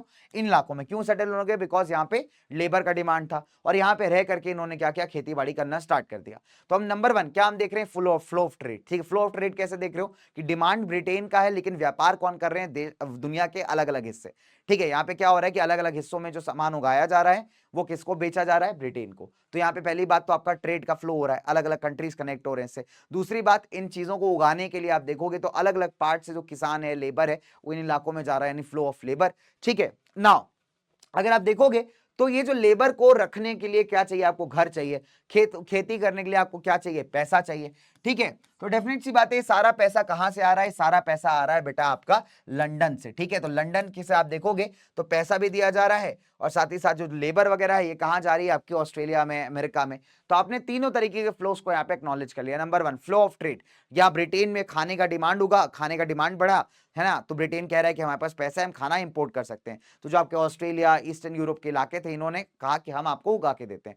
ठीक है, फिर अगर आप देखोगे तो ब्रिटेन से बहुत सारा आदमी बाहर जा चुका है ऑलरेडी काम की तलाश में। तो ये आदमी क्या है? दुनिया देश के अलग अलग, दुनिया के अलग अलग हिस्सों में फैल रहा है। अब इनमें से कई सारा ऐसा आदमी है जो इन इलाकों में भी जाएगा जहां पे लेबर की डिमांड है। ठीक है, जहां खाना बनाना है, खाना उगाना है। ऑस्ट्रेलिया हो गया, ईस्टर्न यूरोप हो गया, इन सब इलाकों के अंदर। ठीक है, तो फ्लो ऑफ लेबर यानी आदमी इधर से उधर गया और इन सारी चीजों को खर्चा उठाने के लिए क्या चाहिए? आपको पैसा। तो लंदन से पैसा क्या हो रहा है बच्चे? अमेरिका, ऑस्ट्रेलिया, इन सब जगहों पे काफी ज्यादा ट्रांसफर हो रहा है। तो उसको आप समझ सकते हैं फ्लो ऑफ मनी। तो ये 3 मेजर फ्लोज हैं जो आपके इकोनॉमिस्ट आइडेंटिफाई करते हैं 19वीं शताब्दी में, 19th सेंचुरी के अंदर। डन प्यारे बच्चों, आगे बात करते हैं ना। अब यहां देखिए बच्चे, तो ऐसे सिचुएशन से क्या हुआ? करीब 50 मिलियन लोग जो थे माइग्रेट कर गए यूरोप से अमेरिका। ठीक है, और अमेरिका एंड ऑस्ट्रेलिया। कब? 19th सेंचुरी के अंदर। तो अपने आप में एक बड़ा लेवल ऑफ माइग्रेशन है। आगे बात करते हैं।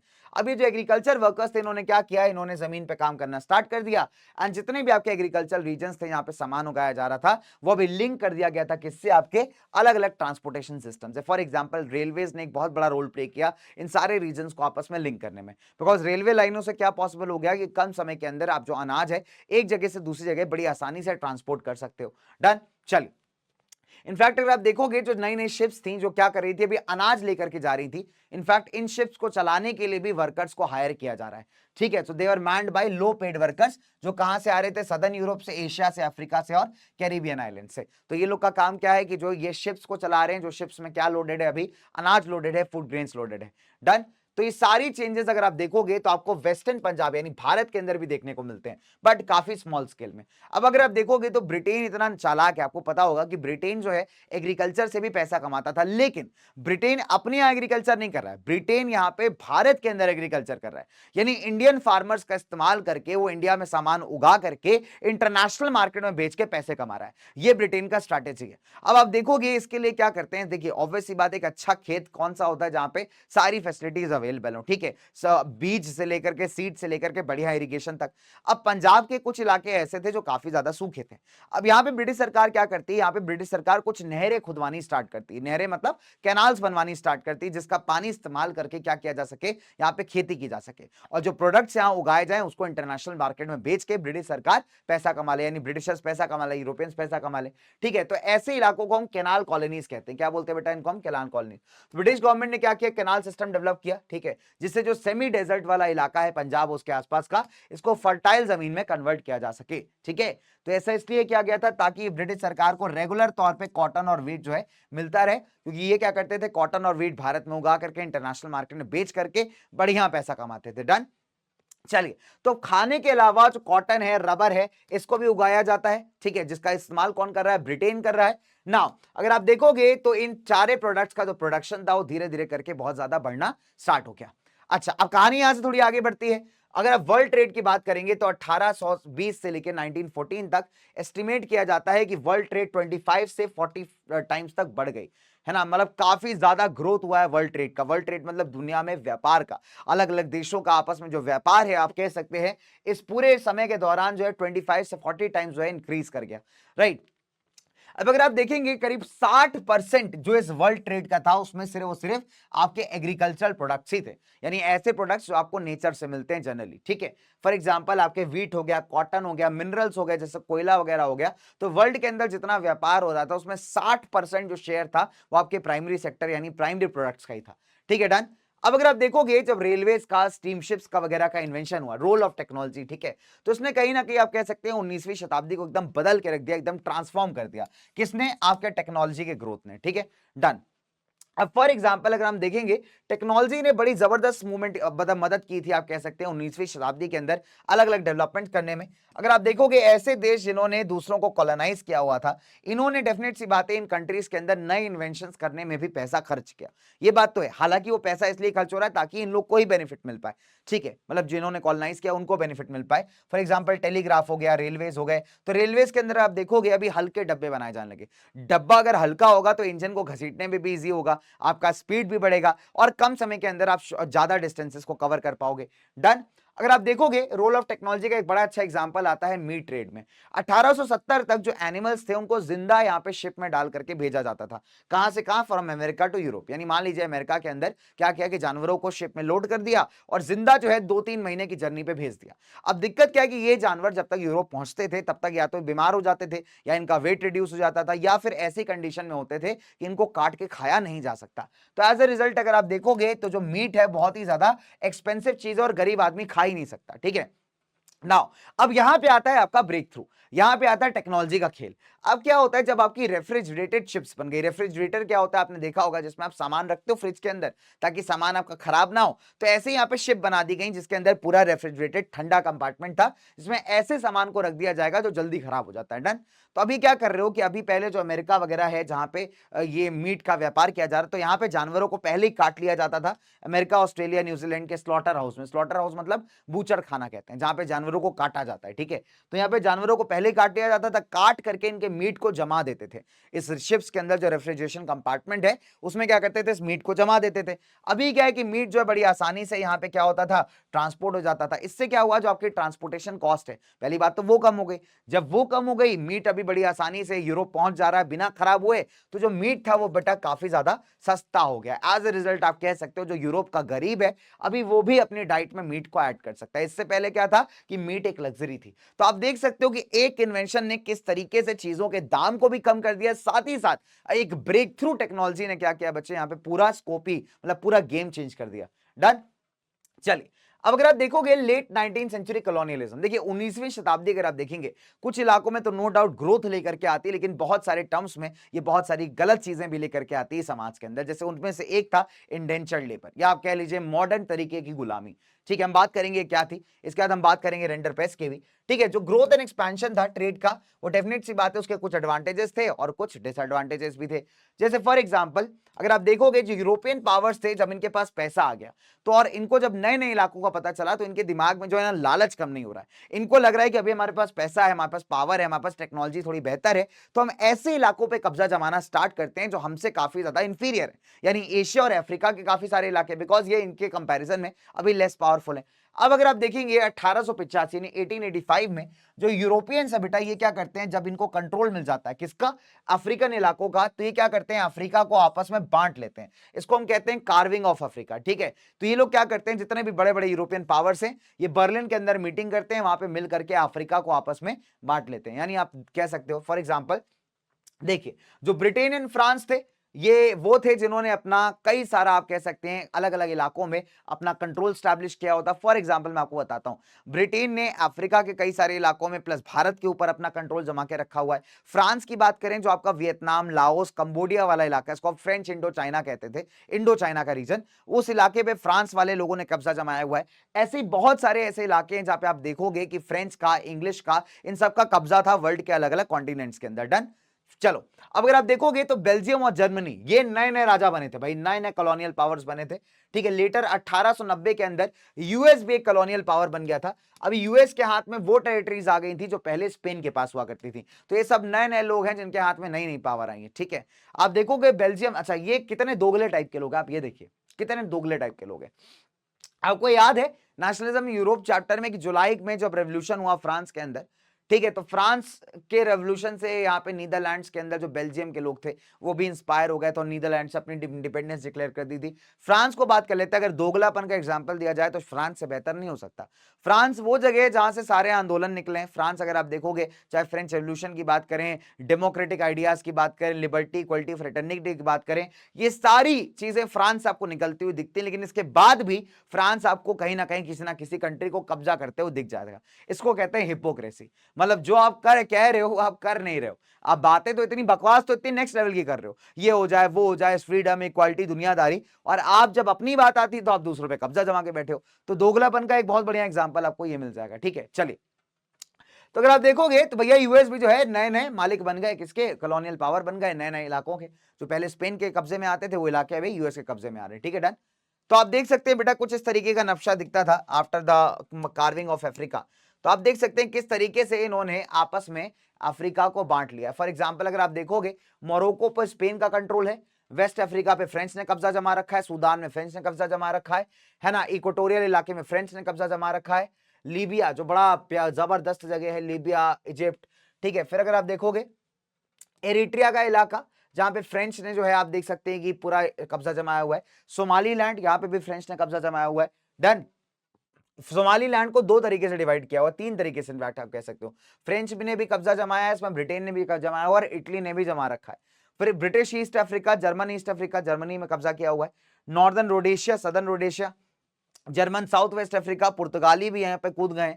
ठीक है, चलिए, तो आप देख सकते हो बेटा कि यहाँ पे Portuguese, Spanish, German, Italy, French, सब तरीके के जो लोग हैं, यहाँ बेल्जियम में घुस गया आकर के, यहाँ कॉन्गो के अंदर। ठीक है, बेल्जियन कॉन्गो बना लिया इसको।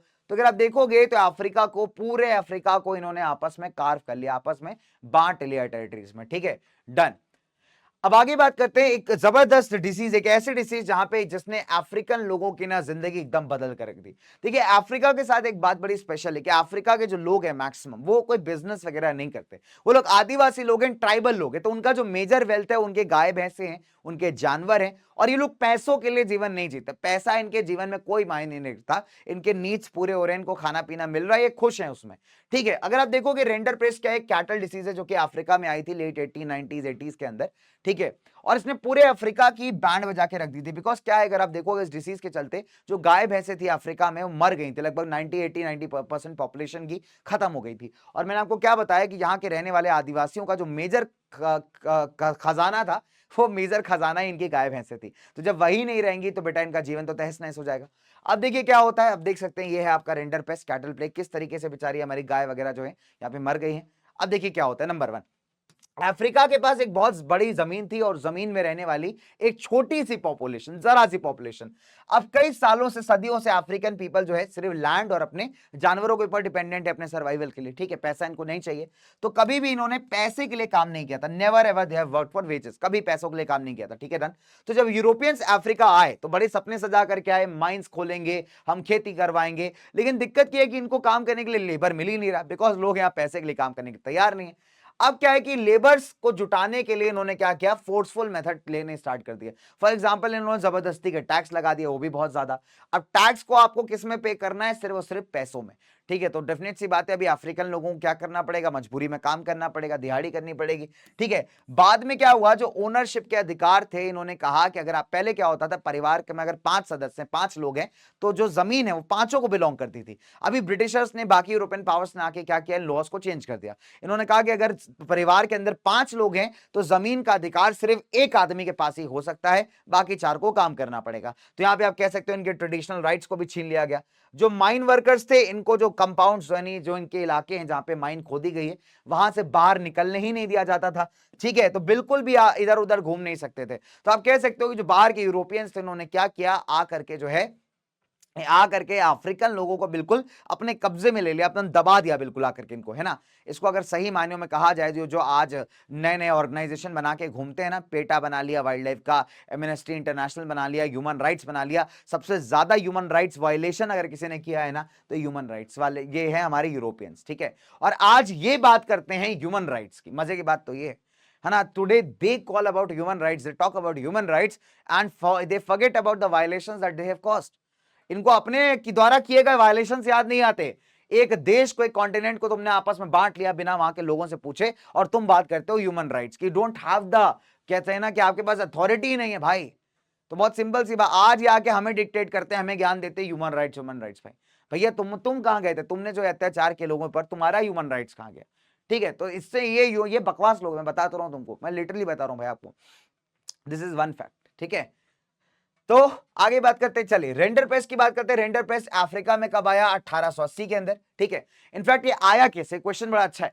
अब क्या है कि अगर आप देखेंगे एरिट्रिया करके, हमने देखा, देखो मैप पे आपको दिखाता हूं, एरिट्रिया, एरिट्रिया कहां पे है ये मैप पे देखते हैं दोबारा से।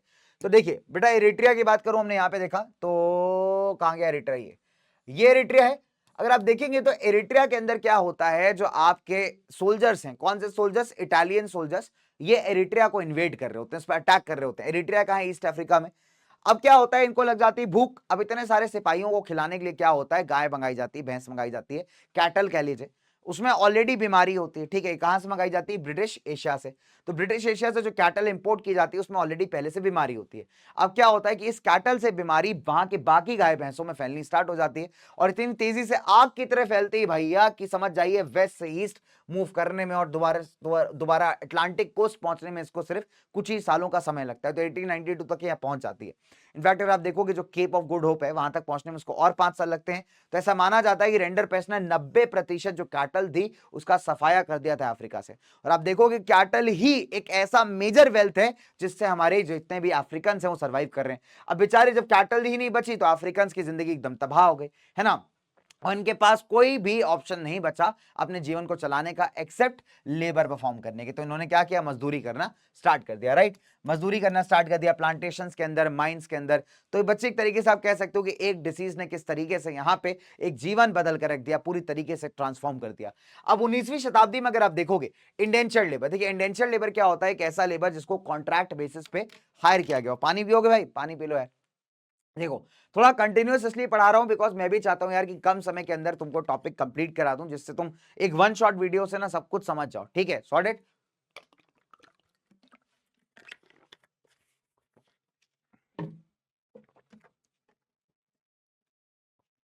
चले तो दोस्तों आगे बात करते हैं फटाफट से। देखिए इंडेंचर्ड लेबर क्या है, देखो नंबर 1, इंडेंचर्ड लेबर की अगर बात की जाए बच्चों, तो इंडेंचर्ड लेबर क्या है? एक तरीके का लेबर मजदूरी है, जहां पे आपसे कॉन्ट्रैक्ट साइन करवाया जा रहा है और आप किसी और देश जाओगे, किसी और जगह जाओगे, वहां पे जाके 4-5 सालों के लिए काम करोगे। एक बार आपका कॉन्ट्रैक्ट हो गया तब आप अपने देश वापस आ सकते हो या फिर किसी और नई जगह जा सकते हो। हालांकि मजे की बात यह है कि कॉन्ट्रैक्ट के अंदर ना कुछ ऐसा सच्चाई नहीं थी, सब झूठ लिखा हुआ था, और एक बार जो चला जाता था उसका वापस आना बहुत ज्यादा मुश्किल हो जाता था। ठीक है, डन। 19वीं शताब्दी में लार्ज नंबर ऑफ इंडिया और चाइनीज लेबर्स कहां? प्लांटेशंस में, माइंस वगैरह में काम करने चले गए पूरे दुनिया भर के अंदर। ठीक है, चलिए इंडियन इंडेंचर्ड लेबर की अगर हम बात की जाए तो इनको कॉन्ट्रैक्ट बेसिस पे हायर किया जाता था, है ना। और ये कहा जाता था कि भैया आप कुछ सालों बाद जो है भारत वापस आ सकते हैं जब आपके 5 साल कंप्लीट हो जाएंगे। कहां पे? प्लांटेशंस के अंदर। ठीक है, अब देखो क्या है बच्चों कि मैक्सिमम लेबर कहां से आता था? ईस्टर्न यूपी से। ठीक है, यानी आपका कानपुर इलाहाबाद वाला इलाका, प्रयागराज वाला इलाका, ठीक है, लखनऊ वाला इलाका, सेंट्रल इंडिया से, बिहार से, और तमिलनाडु के ऐसे इलाके जहां पे सूखा पड़ता है, यानी जहां पे एग्रीकल्चर की अपॉर्चुनिटी बहुत कम है। तो अगर आप देखोगे ऐसे लोगों के इलाकों को जबरदस्ती फोर्स किया जाता था लोगों को कि आप क्या करिए, आप यहाँ पे डेफिनेट सी बात है कि आप क्या करिए, परफॉर्म करिए इंडेंचर्ड लेबर। और लोगों की भी कई सारी मजबूरियां थी जिनके चलते इनको इंडेंचर्ड लेबर करना पड़ा। क्या कारण थे? नंबर 1, अगर आप देखोगे जो स्मॉल इंडस्ट्रीज थी इन इलाकों में वो डिक्लाइन कर गई थी, खासकर ब्रिटिशर्स के आने के बाद से। तो स्मॉल इंडस्ट्रीज और कॉम्पीट ही नहीं कर पा रही ब्रिटिश सामान से। दूसरी बात, जो लैंड का जो रेंट है, किराया जो खेत का, वो काफी ज्यादा बढ़ गया है, तो ऐसे लोग किराया दे नहीं पा रहे। तीसरी बात कि मैक्सिमम लैंड्स को यहाँ पे काट दिया गया है। क्यों? क्योंकि यहाँ पे माइंस और प्लांटेशंस बनाने के लिए मैक्सिमम जंगल काट दिए गए, डिफोरेस्टेशन कर दिया गया है, या फिर ऐसे लोगों की जमीनों को छीन लिया गया है। तो ऐसे में इनके पास कोई ऑप्शन बचता नहीं बट इस तरीके का लेबर परफॉर्म करने के। अब क्या होता है, जो मैक्सिमम इलाके थे जहां पे इंडियन माइग्रेंट्स आपको ज्यादा दिखाई देते हैं, वो आपके फॉर एग्जांपल कैरिबियन आइलैंड, जैसे त्रिनिदाद हो गया, गुआना हो गया, सूरीनाम हो गया, मॉरिशस हो गया, फिजी हो गया। आज भी इन इलाकों में अगर आप जाओगे तो आपको काफी इंडियंस मिल जाएंगे भाई, बहुत सारे इंडियंस मिल जाएंगे। आपने देखा होगा वेस्ट इंडीज टीम के अंदर कई बार शिव नारायण चंद्रपॉल का नाम सुना होगा, बड़ा खतरनाक बैट्समैन था भाई साहब। आज भी याद है यार अपने चाइल्डहुड के दिन, जब ये आदमी आता था हम लोग एकदम समझ जाते थे भाई ये आदमी आउट नहीं होने वाला। आंखों के नीचे पता नहीं ऐसा क्या लगा के आता था, एकदम अजीब सा इसका बैटिंग स्टांस है, बल्ला ऐसे बीच में रख के बैटिंग करता था। कराओ बेटा कराओ, बॉलर कराते कराते परेशान है भैया, आउट ही नहीं हो रहा, आउट ही नहीं हो रहा यार। तो जब शिव नारायण चंद्रपॉल करने आता था बैटिंग, तो भाई साहब ऐसा लगता था अब ये आदमी आउट हो जाए, नहीं तो ये अगर टिक गया तो ये आउट होने में बहुत टाइम लगाएगा। शिव नारायण चंद्रपॉल, दिनेश रामदीन हो गया, तो इस तरीके के आप देखेंगे, रवि रामपॉल हो गया, तो ये बड़े खतरनाक प्लेयर्स हुए भैया वेस्ट इंडीज का। आपको पता है वेस्ट इंडीज को एक कंट्री नहीं है, West Indies is not a one country, West Indies country नहीं है, ये ग्रुप ऑफ कैरिबियन आइलैंड्स है जिसको मिलाकर के आप वेस्ट इंडीज कहते हैं, ठीक है। यूएस के पास में ही आपको मिलेगा, तो ये करीब एक आइलैंड्स का एक समूह है, इसको आप कैरिबिया कहते हैं, ठीक है। तो अगर आप देखोगे बहुत सारे कैरिबियन आइलैंड्स, त्रिनिदाद है, गुआना है, तो यहाँ पे अगर आप जाएंगे तो मतलब चीजें पहली बात तो बहुत महंगी है। तो ये जो पूरा ग्रुप है ना, इसको मिला करके आप कह सकते हैं कि ये वेस्ट इंडीज की टीम बनती है, ठीक है। वेस्ट इंडीज की team is not a single country, but ये आइलैंड्स को मिला करके जो टीम बनती है दैट इज वेस्ट इंडीज वाला, ठीक है। डन। चलिए, वीएस नाइपॉल करके एक बड़े फेमस सेलिब्रेटेड ऑथर है, नोबेल प्राइज विनर है, तो उनके भी जो ओरिजिन है वो इंडेंचर्ड लेबर वाले ही है, ठीक है। डन। चलिए, तमिल माइग्रेंट्स की अगर हम बात करें तो जनरली आपको श्रीलंका जाते हुए दिख जाएंगे, मलेशिया वगैरह साइड जाते हुए दिख जाएंगे। कभी कभी अगर आप देखोगे तो यहाँ पे आसाम के अंदर जो प्लांटेशंस थे वहां पे भी इंडेंचर्ड लेबर को हायर किया जाता था, ठीक है। डन। अच्छा, अब अगर आप देखोगे तो रिक्रूटमेंट करने के लिए क्या होते थे, यहाँ पे एजेंट्स होते थे, इन एजेंट्स को भर्ती करने के लिए इनको कमीशन दिया जाता था। कभी कभी ऐसा भी होता था कि एजेंट्स जो है, जो लोग नहीं मानते थे उनको एक किडनैप कर लेते थे। अच्छा, एक और चीज है, एजेंट्स यहाँ पे लोगों को बेवकूफ बनाते हैं, जबरदस्ती इनको सपने दिखाते हैं कि भैया बहुत बढ़िया एकदम फर्स्ट क्लास एसी में बैठ के जाओगे, बहुत मजा आएगा, खाने को रोज एकदम एक से एक चीजें मिलेंगी, एंटरटेनमेंट होगा, डांस वांस दिखाया जाएगा, बहुत मजा आएगा जीवन का, ठीक है। जबरदस्ती के झूठे वादे। अब जब असलियत पता चलती थी लेबर्स को, उनकी हालत खराब हो जाती थी भाई। असलियत में इनकी पिटाई हो रही है, जबरदस्ती शिप में जो है गाय भैंसों जैसे लाद के भेजा जा रहा है इनको, ठीक है। तो मतलब असलियत जो है बड़े बड़े सपनों से बहुत अलग थी। तो ये एजेंट्स क्या करते थे, जबरदस्ती सपने दिखाते हैं, अच्छी वर्किंग कंडीशंस है, बढ़िया पैसा मिलेगा, ये है वो है। तो वर्कर्स को ये लगा कि यार इंडेंचर्ड लेबर एक बहुत अच्छी अपॉर्चुनिटी है गरीबी को दूर करने की, ठीक है। लेकिन इनको कई बार पता ही नहीं होता था कि इनके साथ बहुत बड़ा धोखा किया जा रहा है, कि यहाँ पे वर्किंग कंडीशंस बहुत गंदी है, जरूरत से ज्यादा काम करवाते हैं और पैसा भी बहुत ज्यादा कम है, मार पिटाई वो कॉम्प्लीमेंट्री है, ठीक है। तो अगर आप काम नहीं करोगे मार पिटाई आपको मिलेगी, खाना भले ही ना मिले मार पूरी मिलेगी। तो ये कॉम्प्लीमेंट्री मिलता था इंडेंचर्ड लेबर के अंदर, ठीक है। डन। कुछ केसेस में वर्कर्स को जबरदस्ती ये लोग उठा के ले जाते थे, इतने नालायक एजेंट्स थे कि जहां पे जो है वर्कर मान नहीं रहा है, ये क्या करते थे, उसको उठा के किडनैप करके जो है जबरदस्ती ले जाते थे। सोचो बढ़िया, तो अपने घर में सो रहे हो, तुमको रात में को उठा के ले जाए, अगले दिन जब तुम सुबह उठो तो तुमको जो है लेबरी करवाई जा रही, काम करवाया जा रहा है तुमसे, है ना, और मार पिटाई अलग कराई जा रही। तुम्हें खुद ही समझ नहीं आया कि कैसे तुम्हारा वक्त जज्बात सब एक रात में बदल गया है कि नहीं। तो ये कुछ कॉमन टैक्टिक्स है जो एजेंट्स आपके अपनाते थे। अब अगर आप देखोगे तो ऐसे लोकेशंस के अंदर जो वर्कर आ रहा है ना बेटा, वो अलग अलग जगहों से आ रहा है और सब आदमी दुखी है। तो जब आप दुखी हो, आप परेशान हो, लेकिन जिंदा तो रहना है, कितना जिंदा रहने के लिए तेरी कसम, कुछ ना कुछ करना जरूरी है सनम, है कि नहीं। तो बहुत डेफिनेट सी बात है, इन्होंने जिंदा रहने के लिए, एस्केप करने के लिए इन सारी कंडीशन से एक अपना ही कुछ तरीका निकाल लिया। फॉर एग्जाम्पल अगर आप देखोगे ट्रिनिडाड के अंदर जो मुहर्रम का जुलूस निकलता था, वो भी एक बड़े जबरदस्त कार्निवल में कन्वर्ट हो गया, जिसको आप होसे कहते हैं। क्या कहते हैं इसको आप? होसे। मुहर्रम क्या होता है, जो हमारे पैगंबर थे इस्लाम के अंदर, जब उनकी डेथ थी तो उसको मोर्न करने के लिए, उस पर दुख जताने के लिए एकदम तगड़ा जुलूस निकाला जाता है। अगर आप देखोगे आज भी होता है मुहर्रम, मुस्लिम्स बनाते, मतलब मुस्लिम्स ऑब्जर्व करते हैं, will not call celebrate but इसको ऑब्जर्व करते हैं, ठीक है। दुख का दिन होता है। तो अगर आप देखोगे इसमें जो जुलूस निकलता था, अभी वो एक कार्निवल में कन्वर्ट हो गया, जिसमें अलग अलग रीजन से आने वाले लोग जो है पार्टिसिपेट करते थे, ठीक है। इसको हम होसे कहते हैं। फिर ऐसे अगर आप देखोगे तो सिमिलरली एक रास्ता फरानिज्म का जो रिलीजन है, प्रोटेस्ट, विरोध का रिलीजन स्टार्ट हुआ यहाँ पे, बहुत सारी चीजों को विरोध के अगेंस्ट, ठीक है। अगर आप देखोगे तो इसको भी कहा जाता है कि इसमें भी जो पार्टिसिपेट करने वाले लोग थे वो कहीं ना कहीं इंडिया से काफी ज्यादा ताल्लुक रखते हैं, काफी ज्यादा रिलेशन रखते हैं, उनका जो कल्चर है वो इसके अंदर दिखाई देता है ना। फिर अगर आप देखोगे चटनी म्यूजिक त्रिनिडाड और गुयाना में बहुत ज्यादा पॉपुलर है। चटनी म्यूजिक में बताता हूं आपका किसका मिक्सचर है। चटनी म्यूजिक मिक्सचर है आपके कैरिबियन म्यूजिक का और भारत के भोजपुरी फोक म्यूजिक का। तो भोजपुरी जो लोक संगीत है वो और कैरिबियन म्यूजिक, उसका फ्यूजन कहलाता है चटनी म्यूजिक। चटनी किससे बनती है? 3-4 इंग्रेडिएंट्स के फ्यूजन से बनती है ना, मिक्स होने से बनती है। अगर आप देखोगे तो ये म्यूजिक भी आपका कुछ ऐसा ही है, कभी आप सुनना, बहुत प्यारा म्यूजिक है भाई, चटनी म्यूजिक बड़ा जबरदस्त है, ठीक है। तो ट्रिनिडाड और गुयाना की बात करें तो यहाँ पे चटनी म्यूजिक जो है बड़ा फेमस था। तो किसका कॉम्पोजिशन है, किसका मिक्सचर है? भोजपुरी म्यूजिक और आपके कैरिबियन म्यूजिक का, ठीक है। डन। नाउ तो अगर आप देखोगे इस तरीके के कल्चरल फ्यूजन ना बहुत ज्यादा कहीं ना कहीं आप कह सकते हैं कि ये आपका मेल्टिंग पॉट ऑफ कल्चर्स बन गया। मेल्टिंग पॉट ऑफ कल्चर मतलब जहां पे अलग अलग कल्चर से आए हुए लोग जो है वो अपने कल्चर को शेयर करते थे और उसका मिक्सचर जो था वो कुछ अलग ही निकलता था। फॉर एग्जाम्पल चटनी म्यूजिक, यहाँ पे क्या हुआ, भोजपुरी कल्चर मिक्स हुआ, कैरिबियन कल्चर मिक्स हुआ और उसके बाद जो प्रोड्यूस हुआ वो बिल्कुल ही कुछ अलग है। तो आप कह सकते हैं ये वो जगह बन गई जहां पे लोग अलग अलग कल्चर से आते जरूर थे लेकिन इनके ट्रेडिशंस एंड कल्चर्स मिक्स होकर के जो है अपनी आइडेंटिटी खो करके जो है कुछ नया ही प्रोड्यूस कर देते थे। ठीक है, तो ये कई ऐसे तरीके थे जिस तरीके से लोग अपने सर्वाइव कर रहे। अब देखिए 1900 से क्या होता है, इंडियन इंटरनेशनल लीडर जो हमारे लीडर्स थे, नेशनल लीडर्स थे, इन्होंने क्या किया, इस पूरे सिस्टम को अपोज करना स्टार्ट कर दिया। ठीक है, एज बिकॉज बिकॉज इनका कहना बहुत सिंपल था यार कि ये जो इंडेंचर लेबर सिस्टम है बहुत क्रूअल है, बहुत क्रूड सिस्टम है। इसको कई बार न्यू सिस्टम ऑफ स्लेवरी कहा जाता है, गुलामी का एक नया तरीका कहा जा सकता है, जो कि बहुत ज्यादा सही भी है। ठीक है, तो आप कह सकते हो इसको 1921 के अंदर अबॉलिश कर दिया गया था। 1 मार्क के अंदर एक क्वेश्चन आता है, तो सारे पॉइंटर्स अभी आपके यहाँ पे बड़े इंपॉर्टेंट है, इसको ध्यान रखिएगा। चलिए कहानी आगे बढ़ाते हैं फटाफट से। अब आते बच्चे इंडियन एंटरप्रेन्योर्स। एंटरप्रेन्योर्स मतलब जो डेफिनेट सी बात है भारतीय बिजनेसमैन, आप समझ लीजिए। अब देखिए क्या है कि यूरोपियंस के पास तो नो डाउट फंडिंग थी, कोई दिक्कत नहीं था, पर भारतीय किसान किससे पैसा लेगा? अगर हम बात करें भारतीय किसान जो है पैसा बोरो करते थे, इंडियन बैंकर्स थे। अब इसमें कुछ नामी गिरामी इंडियन बैंकर्स की बात की जाए जिनका बड़ा फेमस था, वो थे शिकारीपुरी श्रॉफ और नाटू कोटाई चेटियर। ठीक है, तो भारतीय इंपॉर्टेंट भारतीय बैंकर्स माने जाते हैं। तो भारतीय जो व्यापार था, एग्रीकल्चर ट्रेड था इंडिया का, उसको लिए जो पैसा चाहिए होता तो मैक्सिमम यही सप्लाई करते थे। ठीक है, तो ये लोग क्या करते थे, वो लोग पैसा प्रोवाइड करते थे किसके लिए? Export agriculture. एक्सपोर्ट एग्रीकल्चर मतलब ऐसे किसान जो अपना सामान बाहर इंटरनेशनल मार्केट में बेचते हैं, इसके लिए पैसा खर्च होता है। तो ये पैसा, ये फंड्स कहां से आते थे? इंडियन बैंकर्स द्वारा प्रोवाइड किया जाता था। ठीक है, खासकर ऐसा एग्रीकल्चर जो सेंट्रल और सदर्न ईस्ट एशिया के अंदर बड़ा कॉमन था। तो इनको करने के लिए पैसा कहां से आ रहा है? पैसा आ रहा है हमारे इंडियन बैंकर्स से। दो बड़े फेमस बैंकर्स आपके शिकारीपुरी श्रॉफ्स और नाटो कोटाई चेटियार। ठीक है, डन डन। अब अगर आप देखोगे तो जो फंड्स प्रोवाइड किए जाते थे इनके द्वारा, या तो इनके खुद के बिजनेस से आए हुए थे, या फिर ये लोग इतने पैसे वाले थे कि इनको यूरोपियन बैंक्स बड़ी आसानी से लोन दे देते थे। और ये लोग क्या करते थे? ब्याज पे पैसा देते थे हमारे किसको? इंडियन एग्रीकल्चर फार्मर्स वगैरह को, जो ऑलरेडी आपके इंटरनेशनल ट्रेड में इन्वॉल्व है। ठीक है, तो ये लोग जो आपके बैंकर्स, इंडियन बैंकर्स, तो ये पैसा इनके पास कहां से आया था? खुद के व्यापार से, या फिर ये यूरोपियन बैंक से बोरो कर लिया करते। यूरोपियन बैंक इनको आसानी से लोन दे देते थे।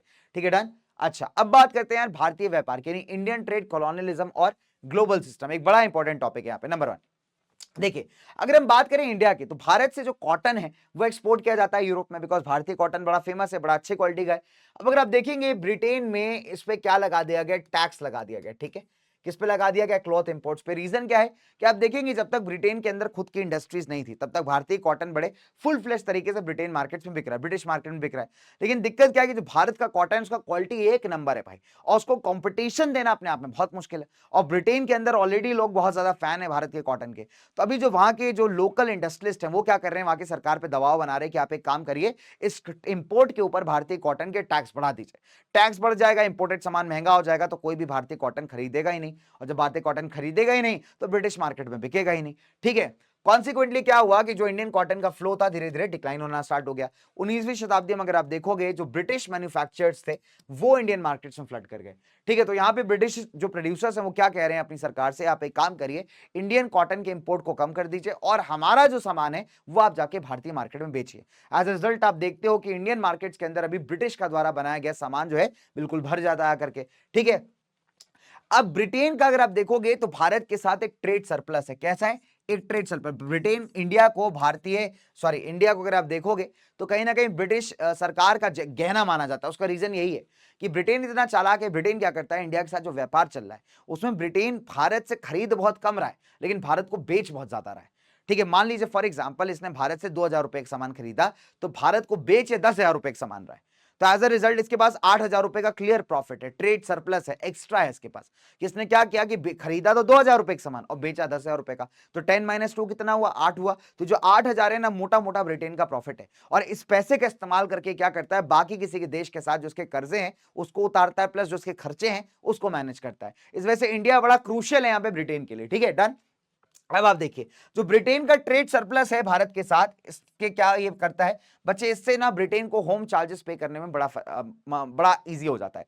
अब होम चार्जेस क्या है, देखिए बहुत सिंपल है। आप देखोगे ब्रिटिश सरकार को भारत में मेंटेन करने का खर्चा है, यानी ब्रिटिश ऑफिशियल्स हो गए, ब्रिटिश आर्मी के लोग हो गए, इन सबके जो खर्चे हैं, या फिर उनकी जो पेंशन है, जो रिटायर हो गए उनको पेंशन देना, ये सब खर्चे कहाँ मैनेज किए जाते हैं? सब खर्चे मैनेज किए जाते हैं बेटा होम चार्जेस के अंदर, ठीक है। और ये होम चार्जेस को पे करने का पैसा कहां से आ रहा है? पैसा वहीं से आ रहा है जो ब्रिटेन इंडिया से कमा रहा है, यानी ब्रिटेन इंडिया को जो ज्यादा सामान बेच रहा है ना, उससे इंडिया जो प्रॉफिट हो रहा है ब्रिटेन को, उसी से सारे चार्जेस को पे किए जा रहे हैं। साथ ही साथ अगर आप देखोगे, इंडिया के नाम पे भी इसने बहुत ज्यादा कर्जा लिया हुआ है, डेप्ट क्रिएट किया हुआ है, तो उस डेप्ट को पे ऑफ करना, उस डेप्ट को, कर्जे को भी जो पे किया जा रहा है, वो इन्हीं से पे किया जा रहा है, ठीक है। कैसे? जो ट्रेड सरप्लस आपका क्रिएट हुआ है, ठीक है। तो बहुत सिंपल सी बात है, मैंने आपको एग्जांपल दिया ना कि ब्रिटेन क्या कर रहा है, मान लीजिए 2000 का खरीद रहा है भारत से और 10,000 का बेच रहा है, तो जो 8,000 का मोटा प्रॉफिट ब्रिटेन को हुआ है, उसी का हम इस्तेमाल करके सारे खर्चों को मैनेज कर रहा है, चाहे वो होम चार्जेस हो, चाहे वो भारत के ऊपर कर्जे हो। डन। नाउ अब देखिएगा, अगर आप देखेंगे जो एक्सपोर्ट था मैन्युफैक्चर्ड प्रोडक्ट का, वो तो डिक्लाइन हो रहा है, लेकिन जो कच्चे सामान का एक्सपोर्ट है वो भी बढ़ता जा रहा है।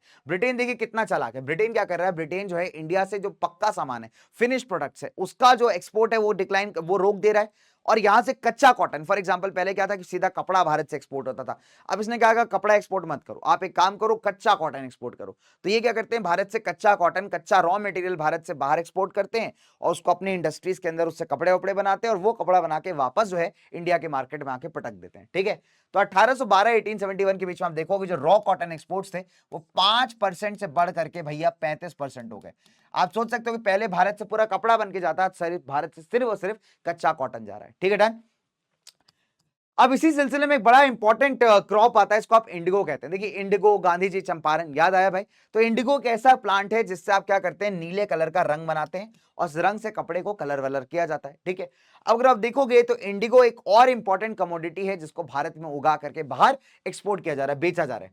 अच्छा अब देखिए, अब इंडिगो के बाद अब बात आती है अफीम की, ओपीएम की, ठीक है। ओपीएम अगर आप देखेंगे, ओपीएम एक तरीके से ड्रग है जिसका इस्तेमाल सही तरीके से किया जाए तो कई बार मेडिसिनल पर्पसेस के लिए भी आप इसको यूज करते हैं। ओपीएम को फिलहाल में अफीम कहते हैं। अगर आप अफीम की बात करें तो पहले ब्रिटेन इतना चालाक था, ब्रिटेन ने क्या किया कि चाइना में पहले धीरे धीरे अफीम स्मगल करना स्टार्ट किया, चुपचाप से अफीम को यहां बेचना स्टार्ट किया, तो लोगों को अफीम की लत लग गई। बिकॉज पहले क्या था, चाइना के जो एम्परर है, चाइना के जो राजा था उस जमाने में, बिल्कुल इस बात के अगेंस्ट थे। तो अभी क्या करता है, धीरे धीरे स्मगल करना स्टार्ट करता है, उससे क्या होता है, लोगों को हालत लगनी स्टार्ट हो जाती है। तो अल्टीमेटली चाइना के साथ में एक ऐसी कंडीशन आ जाती है कि चाइना मजबूर हो जाता है यहाँ पे ओपीएम खरीदने के लिए। तो ये क्या कर रहे हैं ब्रिटिशर्स ने, चालाक है कि ओपीएम यानी अफीम को ग्रो तो भारत में कर रहा है, लेकिन बेच किसको रहा है, बेच चाइना को रहा है, ठीक है। तो जो ओपीएम के एक्सपोर्ट से भी देखोगे आप चाइना की तरफ बढ़ जाते हैं 1820 से, ठीक है। और कहीं ना कहीं आप देखोगे तो भारत से एक्सपोर्ट किया जाने वाला सबसे लार्जेस्ट कमोडिटी कुछ टाइम के लिए अफीम बन जाता है, आपका ओपीएम बन जाता है, ठीक है। तो ब्रिटेन क्या करता था, भारत में ओपीएम उगाता था और चाइना को एक्सपोर्ट कर देता, ठीक है। और जो भी मनी, जो भी पैसा इससे आता था, उससे ब्रिटेन क्या करता था, चाय खरीदता था और बाकी चीजों को चाइना से इंपोर्ट करता था। तो कितना चालाक है सोचो आप।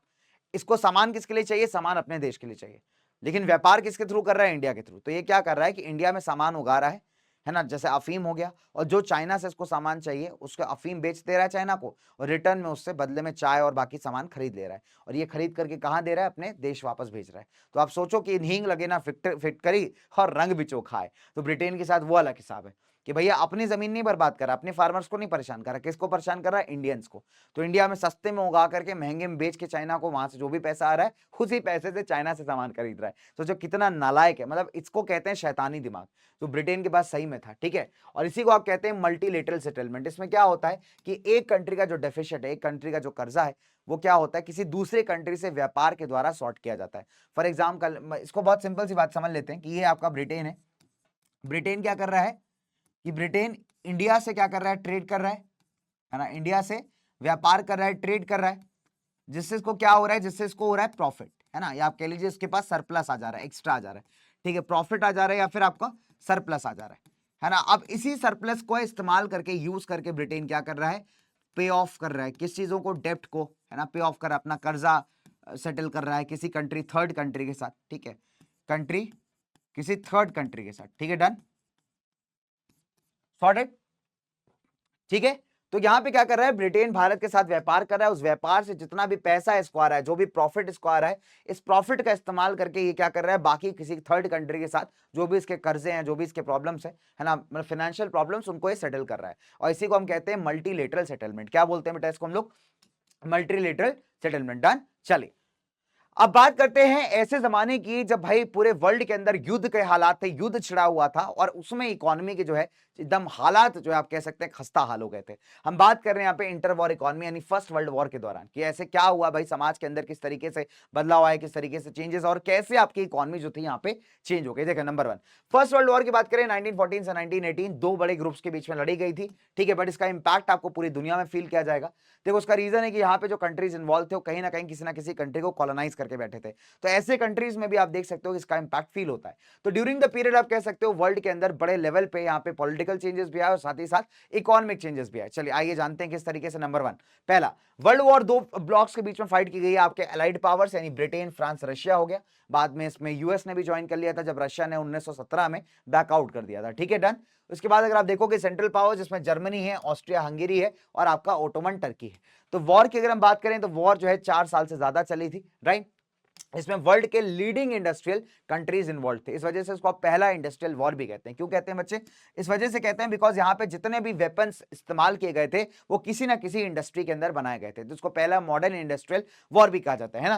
फॉर एग्जाम्पल अगर आप मशीन गनों की बात करिए, आप एयरक्राफ्ट की बात करिए, केमिकल वेपन्स की बात करिए, तो कहीं ना कहीं सारे वेपन्स कहाँ बनाए जा रहे हैं? फैक्ट्री के अंदर, इंडस्ट्रीज के अंदर। तो जो लॉस था लाइफ का, प्रॉपर्टी का, बहुत अनइमेजिनेबल था भाई। आप देखोगे अगर कितनी संख्या में लोग मरे तो भैया उसका काउंट गिनती ही नहीं है, एकदम नेक्स्ट लेवल का लॉस हो सकता है। आप कह सकते हैं कि भाई लोग मर गए, परमानेंटली डिसेबल हो गए, लंगड़े हो गए, है ना, एक तरीके से लोगों की आंखें चली गई, लोगों के हाथ कट गए, है ना। तो और क्या कह सकते हैं, कितने सारे घर बर्बाद हो गए, कैसे? Because of this world war one.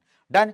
तो ड्यूरिंग द वॉर अगर आप देखोगे तो यहाँ पे इंडस्ट्रीज को रीस्ट्रक्चर किया जा रहा है, बिकॉज वॉर के अंदर डिमांड अनाज की नहीं है, वॉर के अंदर डिमांड है वेपन्स की। तो यहाँ पे इंडस्ट्रीज को अभी बदला जा रहा है, वेपन्स का प्रोडक्शन किया जा रहा है। ब्रिटेन अगर आप देखोगे, ब्रिटेन ने यहाँ पे बहुत सारा वॉर लोन ले रखा है, किससे? यूएस के बैंकों से बहुत सारा पैसा उधार लिया। क्यों उधार लिया? बिकॉज इनको यहाँ पे एम्यूनिशन के लिए, आर्म्स के लिए पैसा चाहिए, ठीक है। साथ ही साथ यूएस की पब्लिक से भी इन्होंने पैसा बोरो किया हुआ है। अब इससे क्या हुआ कि यूएस क्या है, पहले खुद सबसे पैसा मांगता था, लेकिन अभी यूएस क्या है, दूसरों को पैसा देना स्टार्ट करे, तो यूएस इकोनॉमी मजबूत हो रही है। यहाँ पे यूएस क्या था, पहले डेप्टर था, यानी दूसरों से कर्ज लेता था, अभी यूएस कर्जा दे रहा है, यूएस के बैंक कर्जा दे रहे हैं, यूएस के लोग कर्जा दे रहे हैं। तो आप देख सकते हो कि यूएस का जो पोजीशन है वर्ल्ड मार्केट में अंदर स्ट्रांग हो रहा है। डन।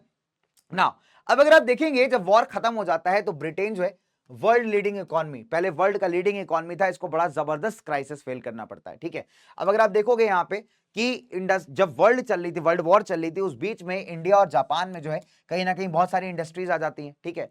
और अभी जो है ब्रिटेन जो उसका पहला डोमिनेंस हुआ करता था वर्ल्ड मार्केट के अंदर, ये डोमिनेंस अभी ना के बराबर हो जाता है। क्यों भाई? क्योंकि जापान और इंडिया के अंदर इतनी इंडस्ट्रीज खुल गई हैं कि अभी उन्होंने ब्रिटेन का जो इंटरनेशनल मार्केट में पोजीशन था वो खा गई।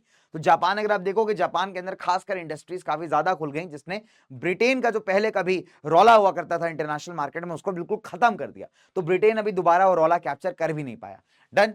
तो ब्रिटेन आफ्टर द फाउंड बहुत डिफिकल्ट हो गया इसको अर्ली डोमिनेंस को कैप्चर करना, है ना, और खासकर जापान के साथ इंटरनेशनल लेवल पे कॉम्पीट करना। डन।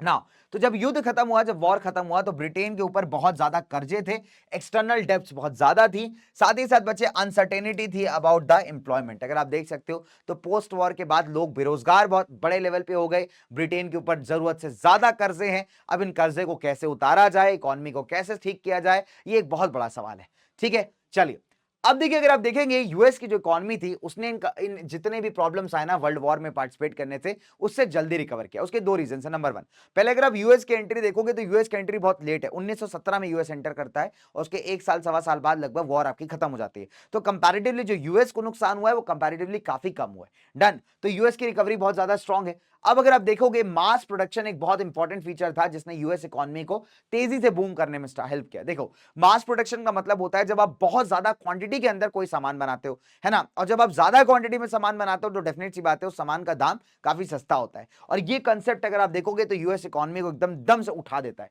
अब कहा जाता है कि इस मास प्रोडक्शन के जो पाइनियर है उनको हेनरी फोर्ड को माना जाता है। हेनरी फोर्ड जिसकी फोर्ड कंपनी है जो कि गाड़ियां बनाई जाती हैं, है ना। अगर आप देखो एक कार मैन्युफैक्चरर थे जिन्होंने कार प्लांट एस्टैब्लिश किया था डेट्रॉइट के अंदर। अब हेनरी फोर्ड का जो है ना कॉन्सेप्ट बड़ा जबरदस्त है। हेनरी फोर्ड का जो कॉन्सेप्ट है वो आता है स्लॉटर हाउसेस।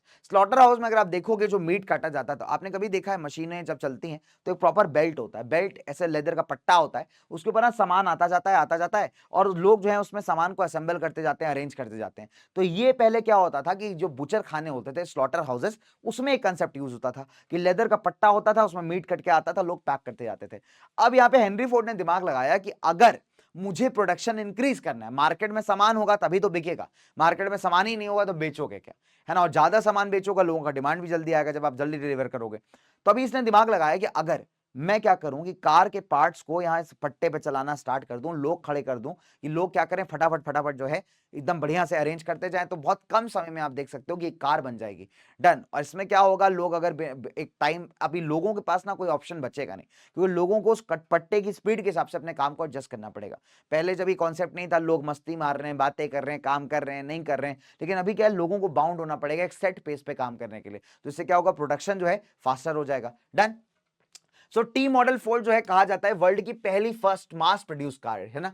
तो अगर आप देखोगे, हालांकि इसके आगे इसके इस कॉन्सेप्ट को लेकर के लोगों में बहुत आंदोलन भी था। लोगों ने कहा, वर्कर्स ने कहा हम स्ट्राइक पे चल जाएंगे, कोई है ना, हम नहीं करेंगे काम धंधा, हम नहीं करेंगे, ठीक है, बिकॉज ये कोई तरीका नहीं होता काम करवाने का। अब यहाँ फोर्ड ने दिमाग लगाया। फोर्ड अगर यहाँ पे अगर दिमाग नहीं लगाता तो आप कह सकते हैं फोर्ड का नुकसान होता है। फोर्ड ने कहा एक काम करो, मैं तुम्हारी तनख्वाह बढ़ा देता हूँ, ठीक है। फोर्ड ने सिंपल सी बात की, आप एक काम करो, हम आपकी तनख्वाह बढ़ा देते हैं, लेकिन आपको काम भी ज्यादा करना पड़ेगा। अब जिसको ज्यादा पैसे मिलेंगे, डेफिनेट सी बात है आदमी काम करेगा। तो ज्यादा पैसे के लालच में क्या हुआ कि अभी यहाँ पे लोगों ने काम करना स्टार्ट कर दिया इस मास प्रोडक्शन वाले मेथड पे, ठीक है। लेकिन फोर्ड भी एकदम चालाक आदमी, वो भी लोगों से एकदम बढ़िया तरीके से काम निकलवा रहा है, पूरा निचोड़ ले रहा है लोगों को। लेकिन इससे फायदा क्या हो रहा है, लोगों को फायदा ये हो रहा है कि जो कार है, फोर्ड द्वारा बनाई गई जो कार है बेटा, उसकी सेल्स एकदम बढ़ जाती है। तो उसको हम कहते हैं टी मॉडल कार, ठीक है, टी मॉडल फोर्ड। तो पहली वर्ल्ड की पहली मास प्रोड्यूस कार थी, यानी लार्ज नंबर में बनाई जाने वाली कार थी, ठीक है। अब फोर्ड की जो प्रैक्टिसेस थी पूरे यूएस के अंदर अलग अलग इंडस्ट्रीज में अडॉप्ट होने लगी। इनफैक्ट यूरोप के अंदर भी अगर आप देख सकते हो तो काफी सारे इंडस्ट्रीज ने इस मास प्रोडक्शन के कॉन्सेप्ट को बड़ी आसानी से अडॉप्ट कर लिया। डन। नाउ अगर आप देखोगे कि जब बड़ी संख्या में यहां पे क्या हो रहा है, दो चीजें हो रही है। नंबर वन, पहला हो रहा है कि लोगों को आसान किस्तों में सामान मिल जा रहा है, बिकॉज मार्केट के अंदर सामान बहुत ज्यादा है, ठीक है। बैंक वगैरह भी लोगों को लोन दे दे रहे, तो लोन अभी लोग क्या कर रहे हैं, लोगों की जब इनकम बढ़ रही है, लोगों को लोन वगैरह आसानी से मिल जा रहा है, तो लोग जो है बहुत सारी चीजों का डिमांड कर रहे हैं। लोग फ्रिज भी मांग रहे हैं, टीवी भी मांग रहे हैं, वॉशिंग मशीन भी मांग रहे हैं। तो आप कह सकते हो एज अ रिजल्ट कि इन सारी चीजों का डिमांड जो था बढ़ गया, ठीक है। और साथ ही साथ एक और चीज का डिमांड बढ़ा, वो था लोन्स, बिकॉज बैंक अभी लोगों को बड़ी आसानी से लोन दे रहा है, तो लोग क्या कर रहे हैं, इंस्टॉलमेंट बेसिस पे क्या बड़ी आसानी से सामान को खरीद ले रहे हैं। अभी आज भी आपको लोन मिलता है ना, ईएमआई होता है उसका। फॉर एग्जांपल आपने 10 लाख रुपए लोन लिया, किससे, बैंक से, तो बैंक आप कहेगा एक काम करिए, 10 लाख रुपए एक साथ वापस मत करिए, आप एक एक पार्ट बाय पार्ट करके हर महीने कुछ किस्त दे दीजिए, ठीक है। हर महीने आप एक काम करिए, 40,000 रुपए जमा कर दीजिए और देते रहिए अगले 5 सालों तक, आप ले लीजिए 10 लाख रुपए हमसे। तो यहाँ पे देखोगे सामान खरीदने के लिए भी यहाँ पे बैंक आराम से लोन दे रहे हैं और लोग खूब बढ़िया सामान खरीद रहे हैं। अब क्या होता है, 1923 में दोबारा से यूएस क्या करता है, अपना जो कैपिटल यानी पैसे देना स्टार्ट करता है पूरे वर्ल्ड को। आपको याद होगा जब आपने हिटलर चैप्टर पढ़ा था क्लास 9 के अंदर, तो वहां पे आपको याद है एक डॉस प्लान आया था। डॉस प्लान ने क्या किया था, जर्मनी को शॉर्ट टर्म लोन्स देने स्टार्ट किए थे, ठीक है। याद है कि नहीं आया, ताकि जर्मनी जो है इकोनॉमिक क्राइसिस से बाहर आ सके। तो ये शॉर्ट टर्म लोन्स वही हैं भाई जो यूएस के बैंक किसको दे रहे हैं, अलग अलग लोगों को दे रहे हैं, अलग अलग कंट्रीज को दे रहे हैं, ठीक है। शॉर्ट टर्म लोन्स यानी 2 साल के लिए, 3 साल के लिए, ब्याज के ऊपर पैसा कमाने के लिए, ठीक है। अब अगर आप क्या कहते हैं, देखिए बहुत सिंपल सी बात, अब आता है द ग्रेट इकोनॉमिक डिप्रेशन। देखो इसकी कहानी ना मैं बहुत सिंपल शब्दों में समझाता हूं आपको। देखो बहुत 2-3 फैक्टर्स हैं, एकदम ध्यान से सुनना। देखो होता क्या है, अभी हमने 1923 तक तो देख लिया कि यूएस इकोनॉमी बूम कर रही है, सब कुछ बहुत बढ़िया है, शेयर मार्केट भी बहुत बढ़िया चल रहा है, बिकॉज यूएस की जो इंडस्ट्रीज है वो बढ़िया ग्रो कर रहे हैं, कोई दिक्कत नहीं, मास प्रोडक्शन चल रहा है, सब कुछ बढ़िया चल रहा है इकोनॉमी में। अब यहां क्या है कि लोग भी जो है इतने नालायक हैं कि ये क्या करते हैं कि ये शेयर मार्केट में पैसा लगाना स्टार्ट करते हैं, ठीक है। डन। इनको ये समझ में आ रहा है कि इनका पैसा डबल हो जाएगा, यानी 21 दिन में पैसा डबल, लक्ष्मी चिट फंड वाला स्कीम, ठीक है। तो ये क्या करती है, जनता यहाँ पे पैसा लगाना स्टार्ट कर देती है, शेयर मार्केट में पैसा लग रहा है, बढ़िया, लोग कमाई हो रही है, कोई दिक्कत नहीं। डन। अब यहां समय आता है ग्रेट डिप्रेशन का। देखो दिक्कत, समस्या, परेशानी ये है कि जब वर्ल्ड वॉर चल रही थी तो जो दुनिया के अलग अलग एग्रीकल्चर प्रोडक्ट्स बनाने वाले रीजन्स थे, यानी एग्रीकल्चर प्रोडक्ट्स मतलब जो आपके एग्रीकल्चर के मेजर प्रोडक्ट्स हैं कि गेहूं, चावल, ये सब जो चीजें हो गई, कॉटन वॉटन हो गया, तो ये काफी ज्यादा इंपैक्टेड। तो अब ऐसे केस में यूएस हो गया, ऑस्ट्रेलिया हो गया, यहां से मैक्सिमम प्रोडक्शन किया जा रहा था, ठीक है। अब यहां पे लोगों के मन में एक लालच आ जाता है, खासकर यूएस वालों के, यूएस के किसानों में। यूएस के किसानों को ये लगता है कि अभी जो हमारा डोमिनेंस स्टैब्लिश हो गया मार्केट में, अभी जो जो हम सामान बेचेंगे बढ़िया दामों में बिकेगा। तो ये लोग क्या करते हैं, जरूरत से ज्यादा प्रोड्यूस कर देते हैं, ठीक है। लेकिन जब वॉर खत्म होती है, जब बाकी कंट्रीज का इकोनॉमी धीरे धीरे सही होना स्टार्ट होता है, तो दोबारा से वो लोग भी एग्रीकल्चर प्रोडक्ट्स बनाना स्टार्ट कर देते हैं, सप्लाई करना स्टार्ट करते हैं। अब मार्केट के अंदर एग्रीकल्चर प्रोडक्ट्स का जो सप्लाई है वो जरूरत से ज्यादा हो गया है, मतलब इतना खरीदने वाला आदमी भी नहीं है जितना सप्लाई हो चुका है। तो ऐसे केसेस में क्या होगा कि सामान का दाम गिरना स्टार्ट हो जाएगा। और यही होता है 1925-26 से कि सामान का दाम गिरना, खासकर एग्रीकल्चर प्रोडक्ट्स का दाम गिरना क्या होता है, स्टार्ट हो जाता है कहां पे, मार्केट में। डन नाउ, तो period of great depression start हुआ था 1929 के आसपास, 1931 तक चला था, है ना। इनफैक्ट ऐसा समय है जब वर्ल्ड के अंदर प्रोडक्शन भी नहीं हो रहा है, लोगों के पास पैसा भी नहीं है, साथ ही साथ लोग जो है बहुत ज्यादा बेरोजगार हो गए, ठीक है। जो सबसे ज्यादा इफेक्टेड एरियाज थे वो एग्रीकल्चर रीजन्स थे, ठीक है। जो एग्रीकल्चर कम्युनिटीज थी, जो आपके किसान थे, वो सबसे ज्यादा इफेक्टेड थे इस पूरे डिप्रेशन से। एंड कई सारे फैक्टर्स के लिए रिस्पॉन्सिबल, पहला है एग्रीकल्चर ओवर प्रोडक्शन। मैंने आपको बताया बच्चों यहाँ पे एग्रीकल्चर ओवर प्रोडक्शन। डन, तो यहाँ पे क्या हो रहा है कि जरूरत से ज्यादा लोगों ने अनाज उगा दिया, अब इस अनाज को खरीदने वाला कोई है नहीं, तो एज ए रिजल्ट क्या हो रहा है, सामान का दाम गिरता जा रहा है। तो जब किसानों को लॉस होना स्टार्ट हुआ तो उन्होंने क्या किया, दिमाग लगाया, निंजा दिमाग, कि अगर हम और ज्यादा प्रोड्यूस कर दें तो शायद हमारा लॉस कवर हो जाए। तो इससे क्या हुआ कि ऑलरेडी वहां पे सप्लाई जरूरत से ज्यादा थी, किसानों ने और प्रोड्यूस किया, और ज्यादा सप्लाई बढ़ गई, डिमांड नहीं बढ़ी, तो एज अ रिजल्ट की दाम जो है और गिरना स्टार्ट हो गए। अब अगर आप देखोगे, यूएस ने बहुत सारे कंट्रीज को लोन दे रखा है, ठीक है। अब जब वो लोन वापस नहीं आएंगे टाइम पे, तो आप कह सकते हो बैड लोन्स बन गए। वो कहने का मतलब बहुत सिंपल है कि आपने लोन तो दे दिया लेकिन वो लोन टाइमली वापस आ नहीं रहा है। तो ऐसे केसेस में यूएस की कंपनीज को नुकसान होना स्टार्ट हो गया, यहाँ की बैंकों को नुकसान होना स्टार्ट हो गया। अब क्या हुआ यहाँ पे, that is second is the mid 1920s many countries finance their investment through loans from the US, ठीक है, ये मैं आपको बता रहा हूं, ठीक है। अब दिक्कत क्या है बच्चों, कि जब वहां पे पैसा आना कम हो गया तो यूएस बैंक्स को लगा यार कि अपना पैसा तो रिकवर करना पड़ेगा, तो इन्होंने क्या किया, जिन कंट्रीज को लोन दिए थे उनसे लोन मांगने वापस कर दिए। अब वो कंट्रीज की इकोनॉमिक हालात सुधर ही रहे थे कि यूएस ने लोन पैसा वापस मांगना स्टार्ट कर दिया, तो वो कंट्रीज भी धड़ाम से गिर गए। तो जिसकी इकोनॉमी धीरे धीरे धीरे करके उठ रही थी, वो इकोनॉमी एकदम धड़ाम से गिर गई। डन, तो rest of the world affected by US loans in different ways, ठीक है। अब अगर आप देखोगे बच्चों यहाँ पे कि जब यूएस के बैंकों को लोन वापस नहीं आए, जब यूएस के बैंकों के पास पैसा ही नहीं आया, तो यूएस बैंकिंग सिस्टम धीरे धीरे कोलैप्स करना स्टार्ट कर गया। अब इसका इंपैक्ट आप देखोगे शेयर मार्केट के अंदर भी पड़ रहा है ना। जिन कंपनीज अपने शेयर लिस्ट किए हुए हैं मार्केट में, जब उनको नुकसान होना स्टार्ट होगा तो डेफिनेट सी बात है कि उनके शेयर गिरेंगे। अगर शेयर गिरेंगे तो जिसने पैसा लगाया होगा उसको भी नुकसान होगा। अभी लोगों के अंदर एक डर का माहौल फैल गया, लोगों के अंदर पैनिक फैल गया कि ऐसा ना हो कि हमारी सारी की सारी सेविंग्स जो है वो भी क्या हो जाए बच्चों, सारी की सारी सेविंग्स खत्म हो जाए। तो लोगों ने क्या किया, शेयर मार्केट से पैसा निकालना स्टार्ट कर दिया, अपने शेयर बेचने स्टार्ट कर दिए। डन, इसके अलावा अगर आपको याद हो तो यूएस के अंदर जो लोग सामान खरीद रहे हैं वो किस पे खरीद रहे हैं, ईएमआई पे। तो बैंक से लोन लेकर के, अब बैंक कह रहा है कि हमारा सारा पैसा वापस लो, लोगों ने ईएमआई देने से मना कर दिया, इंस्टॉलमेंट ही नहीं भर रहे हैं, तो बेचारे बैंक के पास जो है ना पैसा आ नहीं रहा, ना तो देश दे रहे हैं ना तो लोग दे रहे हैं। तो बैंकिंग सिस्टम एकदम कोलैप्स होना स्टार्ट हो गया, शेयर मार्केट के हालात खराब हो चुके हैं, बिकॉज लोग क्या अपना पैसा निकालना स्टार्ट कर रहे हैं, शेयर बेचने स्टार्ट कर रहे हैं, उनको डर है, उनके अंदर पैनिक का सिचुएशन है कि ऐसा ना हो कि हमारा सारा पैसा जीरो हो जाए। तो लोग क्या करते हैं, एक साथ सारा पैसा मार्केट से पुल आउट कर लेते हैं, और जैसे ही मार्केट से पैसा पुल आउट होता है, क्रैश मार्केट, आपका स्टॉक मार्केट धड़ाम से गिरता है, क्रैश हो जाता है। जब कंपनी के शेयर क्रैश हो जाएंगे तो अब वैसे आते हैं कंपनी की हालत भी खराब हो जाएगी, है ना। तो जब लोग क्या करते हैं, एकदम से पैसा मार्केट से निकाल लेते हैं, जैसे ही मार्केट से पैसा निकलता है पूरा आपका इकोनॉमी जो एकदम धड़ाम बोल जाता है यूएस का, और यहां से शुरुआत होती है आपकी ग्रेट इकोनॉमिक डिप्रेशन की, ठीक है।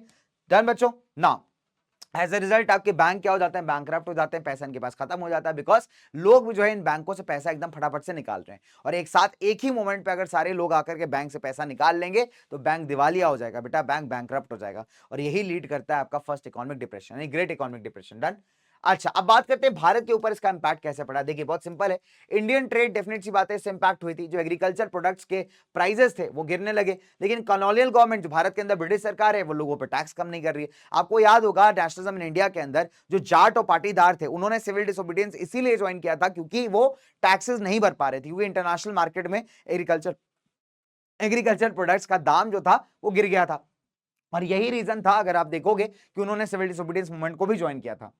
डन, तो जो भारत के अंदर भी जो किसान है, खासकर जो इंटरनेशनल मार्केट में व्यापार करते हैं, उनकी हालत बहुत ज्यादा खराब है। 1928 और 1934 के बीच में जो गेहूं के दाम थे इंडिया में 50% से भी ज्यादा कम हो गए। मान लीजिए अगर गेहूं पहले 10 रुपए केजी बिक रहा था तो गेहूं मात्र 5 रुपए किलो हो गया, ठीक है। तो अगर आप बात करेंगे तो ग्रेट इकोनॉमिक डिप्रेशन का जो इंपैक्ट है वो शहर में रहने वाले लोगों पर ज्यादा नहीं था, बट गांव में रहने वाले किसानों पर ज्यादा था। डन, अगर आप देखोगे तो उस जमाने में जब इंडिया में अनाज नहीं उगाया जा रहा तो इंडिया से जो प्रेशियस मेटल्स है, फॉर एग्जांपल गोल्ड वगैरह हो गया, इसको ब्रिटिश सरकार ने बाहर बेचना स्टार्ट कर दिया, एक्सपोर्ट करना स्टार्ट कर दिया। इनफैक्ट अगर आप देखोगे जब महात्मा गांधी ने सिविल डिसोबीडियंस लॉन्च किया था तो आप जो ग्रेट डिप्रेशन था वो अपनी हाइट पे था, अपनी पीक पे था, और तब जो है खासकर जो हमारा गरीब किसान है, हमारे गांव गांव से जो बिलोंग करता है, उसके अंदर का जो गुस्सा है वो नेक्स्ट लेवल पे था। बिकॉज ब्रिटिश सरकार क्या कर रही है, अपने लॉस मेंटेन करने के लिए ज्यादा टैक्स वसूल रही है, बेचारा किसान ना तो टैक्स दे पा रहा है, ना ही अपनी जमीन का किराया दे पा रहा है। तो एज ए रिजल्ट किसान की हालत बहुत खराब है। नाउ अब फॉर एग्जांपल अगर आप बंगाल के जूट प्रोड्यूसर्स की बात करिए तो बंगाल के जो जूट प्रोड्यूसर्स थे वो कच्चा जूट उगाते थे। अब इस जूट को उगा करके वो एक्सपोर्ट कर देते थे, ठीक, कैसे, बोरियां बना करके। अब क्या हुआ, जब गनी एक्सपोर्ट्स यानी जो बोरियां बनती है ना जूट की, जब इनके एक्सपोर्ट्स का डिमांड कम हो गया, जब एग्रीकल्चर प्रोडक्ट का डिमांड कम हो गया मार्केट में, तो ऑब्वियस सी बात है भैया मार्केट कोलैप्स कर जाएगी, बेकार हो जाएगी। तो डेफिनेट सी बात है जब डिमांड ही नहीं आ रहा है तो जो कच्चा जूट आप उगा रहे हो, बना रहे हो, उसका डिमांड भी गिरेगा। जब मार्केट के अंदर डिमांड ही नहीं है, आपको बोरियां चाहिए ही नहीं, तो डेफिनेट सी बात है कच्चे जूट का क्या काम, कोई काम ही नहीं बनेगा। तो कच्चे जूट का जो दाम है वो भी भाई 60% डिक्रीज कर दिया। अब ऐसे किसान जिन्होंने ऑलरेडी लोन ले रखा है इस होप में कि जब मार्केट में डिमांड बढ़ेगा तो हम लोग ज्यादा प्रोड्यूस करके ज्यादा पैसे कमाएंगे, अब उनकी होप बिल्कुल शैटर हो गई। क्यों? बिकॉज ऑब्वियस सी बात है मार्केट में डिमांड तो कम हो गया, फॉल कर गया, लेकिन इनके लोन का ईएमआई तो जाना ही है ना भाई। तो ऐसे किसान बेचारे कर्जे से लद गए, ठीक है। तो बेचारों ने यहाँ पे लोन लिया था इस होप में कि यहाँ पे डिमांड बढ़ेगा, पर डिमांड फॉल कर गया, तो इसमें क्या हुआ, इनके ऊपर कर्जा इंक्रीज हो गया। डन ना। अब अगर आप बात करें अर्बन मिडिल क्लासेस की, अगर अर्बन मिडिल क्लासेस की बात करें जिनको फिक्स सैलरी आती है, फिक्स इनकम आती है, इनके लिए डिप्रेशन ना एक आप कह सकते हैं कि ब्लेसिंग इन डिस्गाइज था। बिकॉज यहां पे क्या हुआ कि सामान का दाम सस्ता हो गया, तो किसान सफर कर रहा है, लेकिन जो फिक्स इनकम वाले, सैलरी वाले लोग शहरों में रहने वाले, आप ये कह सकते हैं कि इनको काफी फायदा हो, बिकॉज सामान का दाम जो है जरूरत से ज्यादा सस्ता हो गया। अब इनको ऑब्वियस सी बात है जो सामान पहले 50 रुपए किलो मिल रहा था वो सामान यहाँ पे 10 रुपए किलो मिला है, तो डेफिनेट सी बात है इनकी तो सेविंग हो जाएगी सैलरीड एम्प्लॉयज की। तो इनके लिए डिप्रेशन आप कह सकते हैं एक फायदा साबित हुआ है, ठीक है। तो हर चीज यहाँ पे सस्ती मिल रही है। एज अ रिजल्ट आप देखोगे जो इंडस्ट्रीज में इन्वेस्टमेंट है वो भी कभी काफी ज्यादा बढ़ रहा है। साथ ही साथ आप देखोगे जिस प्रकार के आंदोलन किए जा रहे थे, खासकर सिविल डिसोबीडियंस वगैरह, उसके चलते अभी इंडियन इंडस्ट्रीज को भी काफी ज्यादा बेनिफिट मिल रहा है, बिकॉज बहुत सारे ऐसे टैक्सेस हैं अभी ब्रिटिश सरकार को मजबूरी में आकर के कम भी करने पड़ रहे हैं। तो एज अ रिजल्ट आप कह सकते हैं अगर इंडियन अर्बन स्टेट की बात करें, अगर हम शहरी इलाकों की बात करें, तो यहाँ पे ग्रेट डिप्रेशन का जो इंपैक्ट है थोड़ा पॉजिटिव फील होता है। क्यों? बिकॉज यहाँ पे लोगों के लिए सामान सस्ता हो गया, लोग अभी ज्यादा बेहतर जी सकते हैं, ज्यादा बेहतर जो है लाइफ बिता सकते हैं। राइट बच्चों, चलिए अब ये सारी कहानी जो है बहुत लंबी है, नो डाउट अबाउट दैट, फिर भी मैं ट्राई कर रहा हूं कम से कम समय में आपकी कहानी को खत्म करने का। हम बात करेंगे रीबिल्डिंग अ वॉर इकोनॉमी की, सेकेंड वर्ल्ड वॉर के बाद की कहानी खासकर। फिलहाल मेरे पास आपके लिए एक सवाल ये है कि आप मुझे ये बताओ कि इंडेंचर्ड लेबर को अबॉलिश कब किया गया था, खत्म कब किया था? फटाफट से बताइए सारे बच्चे जल्दी से।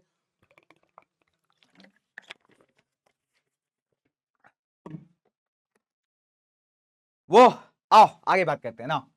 हाँ, कमेंट सेक्शन में आंसर दे देना भाई फटाफट से। नाउ अगर आप देखोगे दो डेकेड्स बाद, लगभग 20-22 साल बाद अगर आप देखोगे तो फर्स्ट वर्ल्ड वॉर के सेकंड वर्ल्ड वॉर चले जाता है, ठीक है।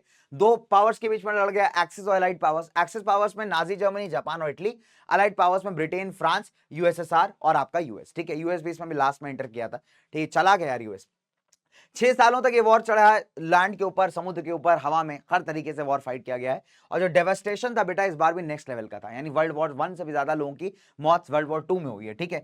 अब अगर आप देखोगे जो पोस्ट वॉर, जब वॉर खत्म होने के बाद जब आपका रिकंस्ट्रक्शन के चलना करना स्टार्ट किया गया इकोनॉमी का, तो दो बड़े क्रूशियल फैक्टर्स थे यहाँ पे। नंबर 1 पहला था कि यूएस जो है एक डोमिनेंट इकोनॉमिक, पॉलिटिकल और मिलिट्री पावर बन के उभर के आया, और इसको अपोज करने के लिए एक और पावर आ गई थी सामने, दैट वाज यूएसएसआर यानी सोवियत यूनियन। तो सोवियत यूनियन अगर आप देख सकते हैं तो एक बड़ा पावर ब्लॉक बन के उभरा है, ठीक है। तो वर्ल्ड वॉर 2 के एंड में अगर आप देखोगे तो 3 इंपॉर्टेंट चीजें होती है। Number 1 establishment of UN, United nation, दूसरा है आपका यूएस का सुपर पावर बनना, तीसरा है यूएसएसआर यानी सोवियत यूनियन का भी एक सुपर पावर बन के सामने आना। और उसके बाद एक और चीज स्टार्ट होगी, वो है यूएस और यूएसएसआर के बीच का कोल्ड वॉर, ठीक है। डन।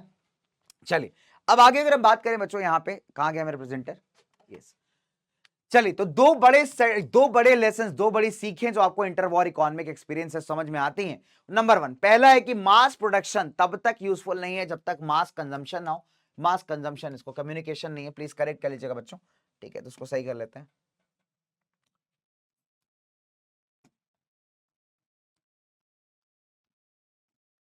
जब तक इंसान सामान को इस्तेमाल नहीं करेगा तब तक किसी भी सामान को बनाने का कोई भी फायदा नहीं है। कि आपका मास प्रोडक्शन तब तक यूजफुल नहीं है जब तक मास कंजम्पशन ना हो, ठीक है। और दूसरा है कि आउटसाइड वर्ल्ड के साथ एक देश के इकोनॉमिक लिंक्स कैसे होने चाहिए, ये भी काफी हद तक उसकी इकोनॉमी को इंपैक्ट करता है। तो ये बड़े लेसन सीखे गए थे। अब देखिए क्या होता है, अब जितने भी आपके ऐसे देश, जितने भी आपके देश वॉर में इन्वॉल्व थे, लड़ाई में, युद्ध में इन्वॉल्व थे, अब इनकी इकोनॉमी की हालत तो खराब हो गई। तो इनकी इकोनॉमी को दोबारा से रीस्टैब्लिश करने के लिए कॉन्फ्रेंस बुलाई जाती है ब्रेटन वुड्स के अंदर, न्यू हैम्पशायर यूएस में। इसको आप ब्रेटन वुड्स कॉन्फ्रेंस के नाम से भी जानते हैं। और वहां पे दो संगठनों की यहां पे स्टैब्लिशमेंट की जाती है। नंबर 1 आईएमएफ, जिसको आप इंटरनेशनल मॉनेटरी फंड कहते हैं, और दूसरा IBRD, international bank for reconstruction and development, जिसको आप पॉपुलर रूप से वर्ल्ड बैंक के नाम से भी जानते हैं। ठीक है। अब आईएमएफ का मेजर मुद्दा यह था कि जितने भी आपके कर्जे, अभी जो मेंबर नेशंस हैं इसके, जितने भी ऐसे मेंबर नेशंस के जितने भी कर्जे हैं, उनको सॉर्ट आउट करना, उनको सॉल्व करना। ठीक है। ताकि जो भी सरप्लस एक्स्ट्रा अमाउंट आ रहा है उसके यूज करके, उसका मदद से क्या करना, जितने भी कर्जे हैं, जितने भी डेफिसिट्स हैं, उसको यहां पे सॉल्व आउट करना। ठीक है, डन। और दूसरा था आईबीआरडी, इसको पॉपुलरली वर्ल्ड बैंक करते हैं। इसका काम था कि फाइनेंशियल इंस्टीट्यूशन था जो अभी इकोनॉमी को स्टेबल करने में मदद करेगा। ठीक है, किस तरीके से इकोनॉमी को स्मूथ किया जाए नेशंस की, इसको इंश्योर करना किसका काम है, अभी आईबीआरडी का। डन। तो आईबीआरडी और या फिर आप वर्ल्ड बैंक और आईएमएफ को आप ब्रेटन वुड ट्विंस के नाम से भी जानते हैं। तो इन्होंने अपना जो ऑपरेशन थे वो कब स्टार्ट किए थे, ये स्टार्ट किए थे 1947 के अंदर। डन। आगे बात करते हैं दोस्तों। ठीक है। अगर आप देखेंगे इंटरनेशनल मॉनेटरी सिस्टम जो है, it's a system linking national currencies. ठीक है, बहुत सिंपल सी बात है, ये सिस्टम क्या कर रहा है, नेशनल करेंसीज को आपस में लिंक कर रहा है, बैलेंस कर रहा है। अभी आप क्या कर सकते हो, जो ब्रेटन वुड सिस्टम था ये फिक्स्ड एक्सचेंज रेट्स पे बेस्ड था।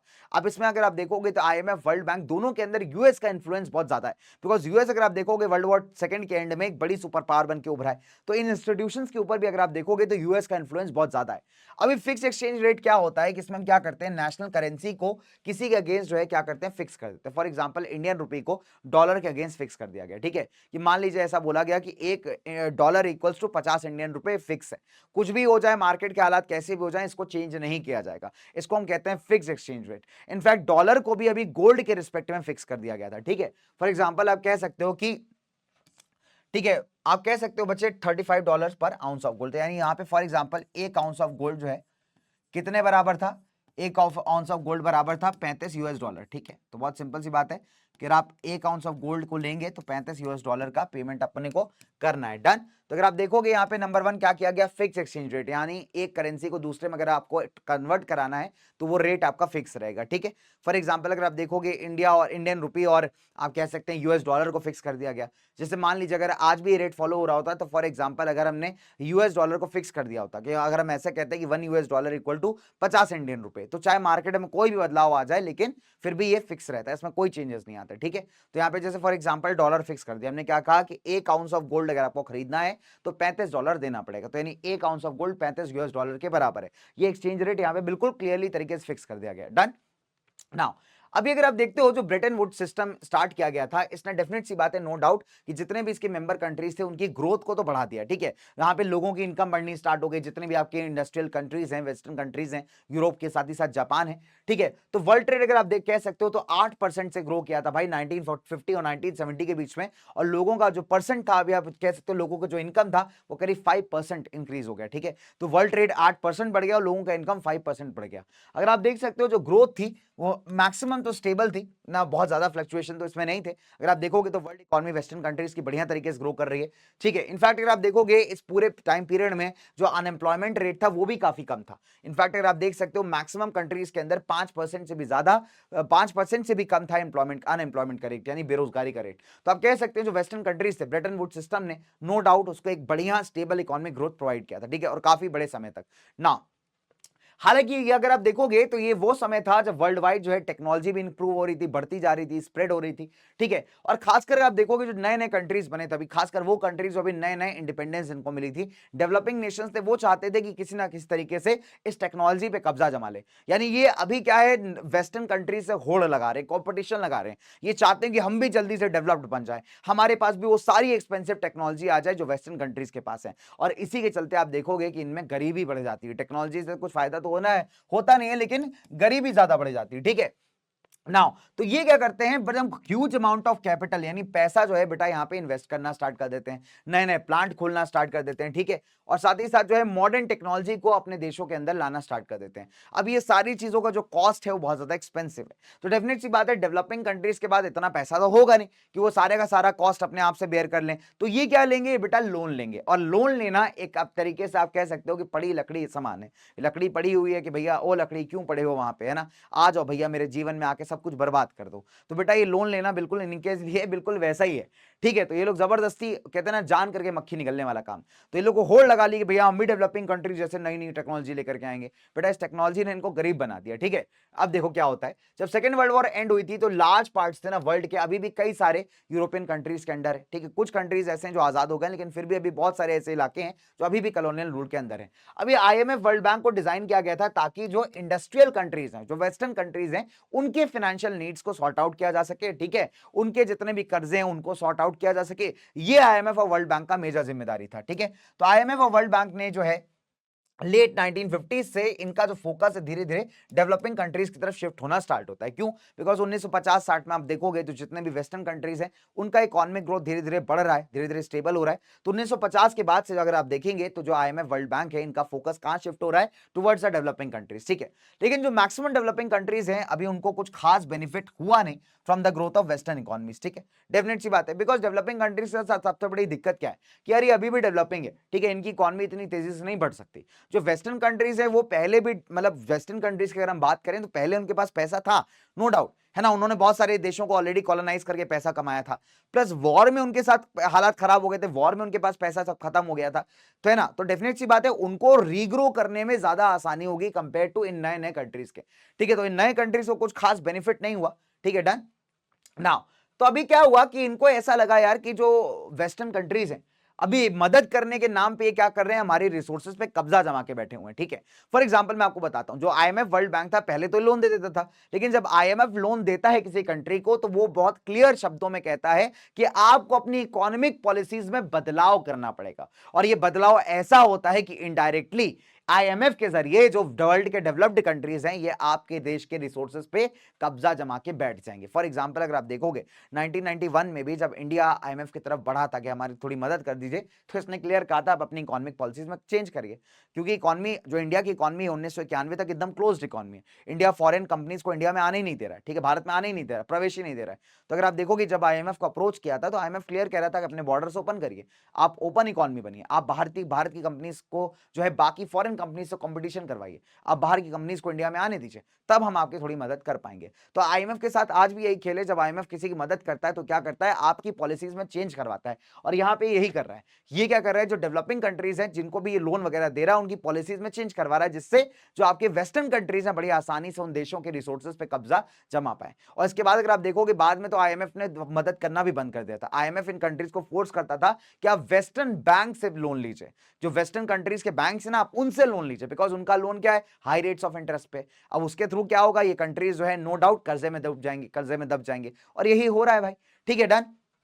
अच्छा, अब अगर आप बात करें यहाँ पे कि यहाँ पे जो आपके डेवलपिंग कंट्रीज इनको लगता है यार इनके साथ सही नहीं हो रहा, तो ये लोग क्या करते हैं, ये लोग अपना एक ग्रुप बनाते हैं जिसको आप G77 करते हैं, और ये डिमांड करते हैं एक न्यू इंटरनेशनल इकोनॉमिक ऑर्डर, ठीक है। एनआईयू का मतलब क्या है, एक ऐसा सिस्टम जहां पे डेवलपिंग कंट्रीज का जो कंट्रोल है उनके नेचुरल रिसोर्सेज पे वो किसी वेस्टर्न कंट्री के हाथ में ना रहे, बट इनके खुद के हाथ में रहे, ठीक है। साथ ही साथ ये चाहते हैं कि इनको ज्यादा डेवलप होने के लिए ज्यादा रेजिस्टेंस दिया जाए, जो इनका रॉ मटेरियल्स हैं जिनको सस्ते दामों पे बड़े बड़े देश खरीद लेते हैं उसको एक फेयर प्राइस दिया जाए, एक सही प्राइस सही दाम दिया जाए, और साथ ही साथ जो इनके मैन्युफैक्चर्ड प्रोडक्ट्स हैं जिनको डेवलप्ड कंट्रीज अपने मार्केट्स में बिकने नहीं देते थे, वो अभी वहां पे वो पॉलिसी चेंज की जाए, यानी जो इनके मैन्युफैक्चर्ड प्रोडक्ट्स हैं उनको भी एक fair amount of share provide किया जाए डेवलप्ड कंट्रीज के मार्केट में, उनको भी बेचा जाए, ठीक है। बिकॉज हो क्या रहा था, जो डेवलप्ड कंट्रीज थे लोन्स देने के नाम पे क्या करते थे कि इन ऐसे डेवलपिंग कंट्रीज को छोटे कंट्रीज के रिसोर्सेज पे कब्जा जमा लेते थे, और बेचारे जो है डेवलपिंग कंट्रीज मुंह देखते रह जाते थे। साथ ही साथ इनसे कच्चा सामान तो खरीद लेते थे सस्ते दामों पे, लेकिन इनका पक्का मैन्युफैक्चर्ड सामान जो है नहीं खरीदते थे। तो अभी ये चाहते हैं कि नंबर 1 की पहली बात तो इनके रिसोर्सेज पे इन्हीं का अधिकार हो, दूसरी बात इनके रॉ मटेरियल्स के लिए सही दाम दिया जाए, तीसरी बात जो डेवलप कंट्रीज के मार्केट है वहां पे भी इनके सामान को बेचा जाए। तो ये था आपका new economic international economic order का मतलब। डन बच्चों, डाउन।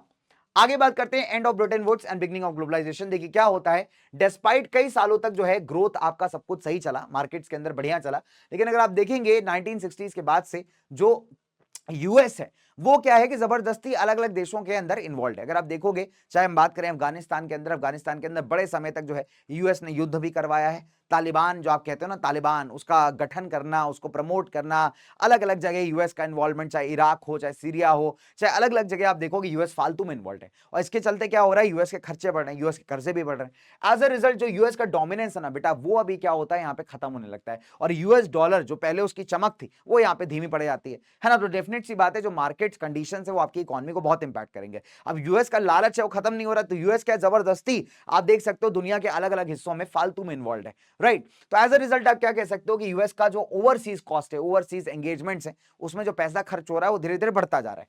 अब ऐसे में क्या होता है कि यूएस का जो कॉम्पिटिटिव स्ट्रेंथ है वो खत्म हो जाता है, यूएस डॉलर का चमक खत्म हो जाता है। तो अब यूएस डॉलर जो है मार्केट के अंदर जो है ना, मार्केट के अंदर उतनी स्ट्रॉन्ग करेंसी रह नहीं जाती, ठीक है, डन।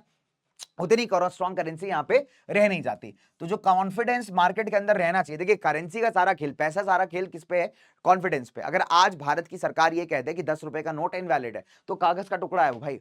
तो सारा खेल पैसे का, मनी का जो सारा खेल है कॉन्फिडेंस पे, ठीक है।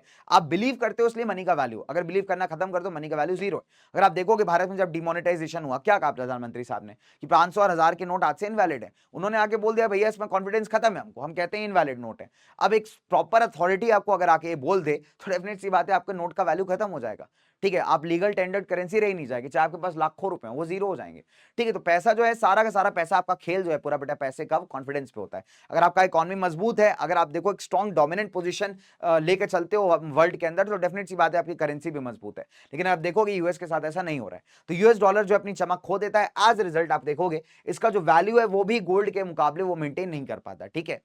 अब अगर यहां पे क्या होता है कि इसके चलते जो फिक्स्ड एक्सचेंज रेट का सिस्टम है यहां पे कोलैप्स कर जाता है और इसको रिप्लेस कर देता है आपका floating exchange rate. Floating exchange rate मतलब एक ऐसा एक्सचेंज रेट जो कि मार्केट कंडीशंस पे डिपेंड करता है। आप अगर आज देखोगे तो यूएस डॉलर का इंडियन रुपए के रिस्पेक्ट में जो वैल्यू है हमेशा चेंज होता रहता है। मान लीजिए आज एक यूएस डॉलर 80-82 रुपए के मुकाबले है, कल हो सकता है गिर के 78 रुपए हो जाए, 75 हो जाए, या बढ़ के 90 हो जाए। तो फिर आप देखोगे जो करेंसीज होती हैं वर्ल्ड की ना, वो हमेशा जब आप एक करेंसी से दूसरे में बदलते हो तो उनका रेट जो है वो चेंज होता रहता है। फॉर एग्जाम्पल अगर आप देखोगे एक कुवैती दिनार भारत के 240 रुपए के बराबर है। अब हो सकता है बढ़ भी जाएगा, हो सकता है घट भी जाएगा। तो इसको हम कहते हैं फ्लोटिंग एक्सचेंज रेट, जहां पे जो वैल्यू ऑफ करेंसी है वो बदलती रहती है मार्केट फैक्टर्स के हिसाब से, डन। अब मिड 1970 से जो इंटरनेशनल फाइनेंशियल सिस्टम था वो भी काफी ज्यादा बदल रहा है ना। अर्लियर क्या होता था कि बड़ी आसानी से जो डेवलपिंग कंट्रीज हैं वो इन इंटरनेशनल इंस्टीट्यूशन से लोन ले सकती थी, डेवलपमेंट में मदद ले सकती थी। लेकिन अभी क्या है, इनको फोर्स किया जा रहा है कि आप वेस्टर्न कमर्शियल बैंक से ही लोन लीजिए, जो कि काफी ज्यादा कर्जे में है, जो कि काफी ज्यादा इंटरेस्ट चार्ज कर रहे हैं। अब ऐसे में क्या होता है, बेचारे जो हमारे डेवलपिंग कंट्रीज थे, for example Latin American countries हो गए, अफ्रीकन कंट्रीज हो गए, ये ऑलरेडी इनके रिसोर्सेज को पहले यूरोपियंस लूट के चले गए। अब क्या हो रहा है कि पहले जो आईएमएफ वर्ल्ड बैंक इनको आराम से लोन दे रहा था, आराम से इनको एडजस्ट कर रहा था, अभी वो भी एडजस्ट करना बंद कर देता है। वो फोर्स कर रहा है इन कंट्रीज को, आप क्या करिए, वेस्टर्न बैंकों से कर्जा लीजिए। और वेस्टर्न बैंक क्या कर रहे हैं, इनसे जरूरत से ज्यादा ब्याज चार्ज कर रहे हैं। एज अ रिजल्ट क्या हो रहा है, इन कंट्रीज का जो कर्जा है, जो डेप्ट है, अभी वो बढ़ता जा रहा है। एज अ रिजल्ट आप देखोगे कि ऐसे अफ्रीकन, बहुत सारे अफ्रीकन कंट्रीज हैं, लैटिन अमेरिकन कंट्रीज है, जिन पे गरीबी अभी एकदम नेक्स्ट लेवल की है, ठीक है, डन। अब देखिए, अब अगर आप देखोगे इंडस्ट्रियल वर्ल्ड में बेरोजगारी का भी एक दौर आता है जो स्टार्ट होता है करीब मिड 1970 से और चलता है करीब 1990s तक, ठीक है। अगर आप देखोगे इस बेरोजगारी के दौर में, देखिए 1970 तक नो डाउट की डेवलपमेंट ग्रोथ बहुत तेज हुआ है, लेकिन 1970 के बाद से आप देखेंगे 1990 तक ये जो 15-20 साल है, इसमें बेरोजगारी भी बढ़ती है और साथ ही साथ डेवलपमेंट का भी रेट थोड़ा सा कम होता है। अब अगर आप देखेंगे 1970 से जो एमएनसी थे, मल्टीनेशनल कंपनीज, ये भी अपना प्रोडक्शन जो है धीरे धीरे करके क्या करते हैं, कॉस्ट बचाने के लिए लो वेज एशियन कंट्रीज में शिफ्ट होना स्टार्ट हो जाती है। लो वेज मतलब एशियन कंट्रीज के अंदर लेबर काफी सस्ती है, पॉपुलेशन बढ़िया है, लोगों को जॉब चाहिए, डेफिनेट सी बात है, जॉब नहीं तो लोग किसी भी दाम पे काम करने को तैयार है। तो यहां भी क्या होता है, जो एमएनसीज है, मल्टीनेशनल कंपनीज है, वो क्या करती हैं, अपना पैसा बचाने के लिए एशियन कंट्रीज की तरफ थोड़ा थोड़ा शिफ्ट होना स्टार्ट हो जाती है, डन। अब देखिए चाइना जो है पोस्ट वॉर एरा से पूरी वर्ल्ड इकोनॉमी से कटा हुआ था, है ना, 1949 तक। लेकिन चाइना इसके बाद जो है आप देखोगे एकदम से अंडरटेकर बनके वर्ल्ड इकोनॉमी में कूद जाता है। अंडरटेकर है ना, एकदम से आ जाता है आउट ऑफ नोवेयर। तो ऐसे ही चाइना भी अंडरटेकर बनके वर्ल्ड इकोनॉमी में दोबारा कूदता है, ठीक है। और दोबारा कूदने के बाद क्या होता है कि अगर आप देखोगे जो चाइनीज सरकार की पॉलिसीज है, बड़ी इतनी लिबरल पॉलिसीज है कि वो आराम से कह रही है फॉरेन कंट्रीज को कि आप आइए, आकर के एक्सप्लॉइट करना स्टार्ट करिए, डन। अब क्या होता है, जो न्यू इकोनॉमिक पॉलिसीज आती हैं चाइना में, और सोवियत यूनियन आपका 1990s तक कोलैप्स हो जाता है, ठीक है। सोवियत यूनियन के कोलैप्स होने से क्या होता है बच्चे, सोवियत यूनियन एक ऐसा पावरफुल स्टेट था, अगर आप कहोगे तो सोवियत यूनियन के अंदर बहुत सारे का मतलब इलाके आते थे जो टूट करके अभी इंडिपेंडेंट कंट्रीज बन गए। ये एक सोशलिस्ट स्टेट था, यानी सारी चीजें सरकार के कंट्रोल में थी। लेकिन उससे एक चीज सीखने को मिली यार, सारी चीजें अगर सरकार के कंट्रोल में होंगी तो इकोनॉमी उतनी बढ़िया भी ग्रो नहीं करेगी। तो जब सोवियत यूनियन टूटता है तो आप देखोगे जो सोवियत स्टाइल कम्युनिज्म है ईस्टर्न यूरोप के अंदर काफी पॉपुलर था उस टाइम पे, काफी सारी कंट्रीज को वापस से कहां ले आता है, वर्ल्ड इकोनॉमी में वापस ले आता है। डन। नाउ अब क्या है, अगर आप देखोगे चाइना जैसे देशों में जो वेजेस हैं, जो लेबर को पैसे दिए जाते हैं, वो काफी कम है। एज अ रिजल्ट चाइना एक अट्रैक्टिव लोकेशन बन जाता है फॉरेन एमएनसीज के लिए, यहां पे आके बिजनेस सेटअप करें। चाइना 1949 तक तो अगर आप देखोगे आइसोलेशन में था, उसके बाद पीपल्स रिपब्लिक ऑफ चाइना बनता है। उसके बाद अगर आप देखोगे धीरे धीरे करके अगले 20-30 सालों में कि चाइना को डेवलप किया जाता है एज अ मैन्युफैक्चरिंग हब। यहाँ पे दो चीजें हैं, पहली बात सरकार अच्छी पॉलिसीज दे रही है मल्टीनेशनल कंपनीज को, आप आइए हमारे यहाँ प्लांट लगाइए, हम सस्ता लेबर देंगे, सारे बेनिफिट्स आपको देंगे। तो चाइना एक बड़ी जबरदस्त लोकेशन बन गया यहाँ पे, किस लिए, आपके मैन्युफैक्चरिंग के लिए, ठीक है। डन। नाउ तो अभी क्या है कि जो इंडस्ट्रीज हैं वो रीलोकेट होती जा रही हैं लो वेज कंट्री में, जहां पे सामान सस्ता है, साथ ही साथ जो लेबर है वो काफी ज्यादा सस्ती है। तो पिछले 2 डेकेड्स के अंदर अगर आप देखोगे तो जो इकोनॉमिक ज्योग्राफी है वो काफी ज्यादा बच्चे बदल गई है, ठीक है। इनफैक्ट अगर आप देखेंगे for example India, China, Brazil जैसे जो कंट्रीज हैं अभी रैपिड इकोनॉमिक ट्रांसफॉर्मेशन से गुजरे हैं।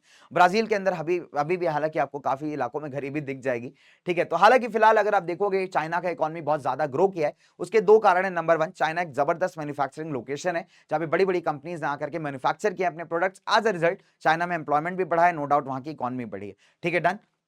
नाउ चलो, तो अभी तक हमने क्या सीखा, अभी तक हमने बच्चों यही सीखा कि यार किस तरीके से एक ग्लोबल यात्रा स्टार्ट हुई थी, जहां पे हमने सिल्क रूट्स की बात करी, किस तरीके से जो आज हम खाने खाते हैं वो एक जगह से दूसरे जगह गए, किस तरीके से लोगों ने एक दूसरे पे कब्जा किया है ना, किस तरीके से लोगों ने एक दूसरे को कॉलोनाइज किया। फिर किस तरीके से अगर आप देखोगे वर्ल्ड इकोनॉमी चेंज होती है, डिप्रेशन आता है ना, किस तरीके से आप देखेंगे वर्ल्ड वॉर्स होती है, उसका क्या इंपैक्ट होता है, इकोनॉमी एकदम चरमरा जाती है, दोबारा से रिकंस्ट्रक्ट होती है, किस तरीके से वर्ल्ड बैंक और आईएमएफ का जन्म होता है ना, और किस तरीके से आप देखेंगे डेवलपिंग कंट्रीज के ऊपर जो है कर्जा लादा जाता है। डन। और फिर धीरे धीरे करके डेवलपिंग कंट्रीज भी ग्रो करती हैं और धीरे धीरे करके जो वर्ल्ड इकोनॉमी है बिल्कुल ट्रांसफॉर्म हो जाती है। तो आज जो आप दुनिया देखते हो उस दुनिया को बनने में बहुत साल लगे यार, ठीक है। Thank you so much guys. तो उम्मीद है मैंने ट्राई किया है कि लगभग 1.25 घंटे के अंदर आपके इस पूरे चैप्टर को डिलीटेड पार्ट के साथ कंप्लीट करने में। एंड देखना यार, वीडियो को पूरा देखना, उम्मीद है मजा आएगा, बहुत कुछ सीख के जाओगे।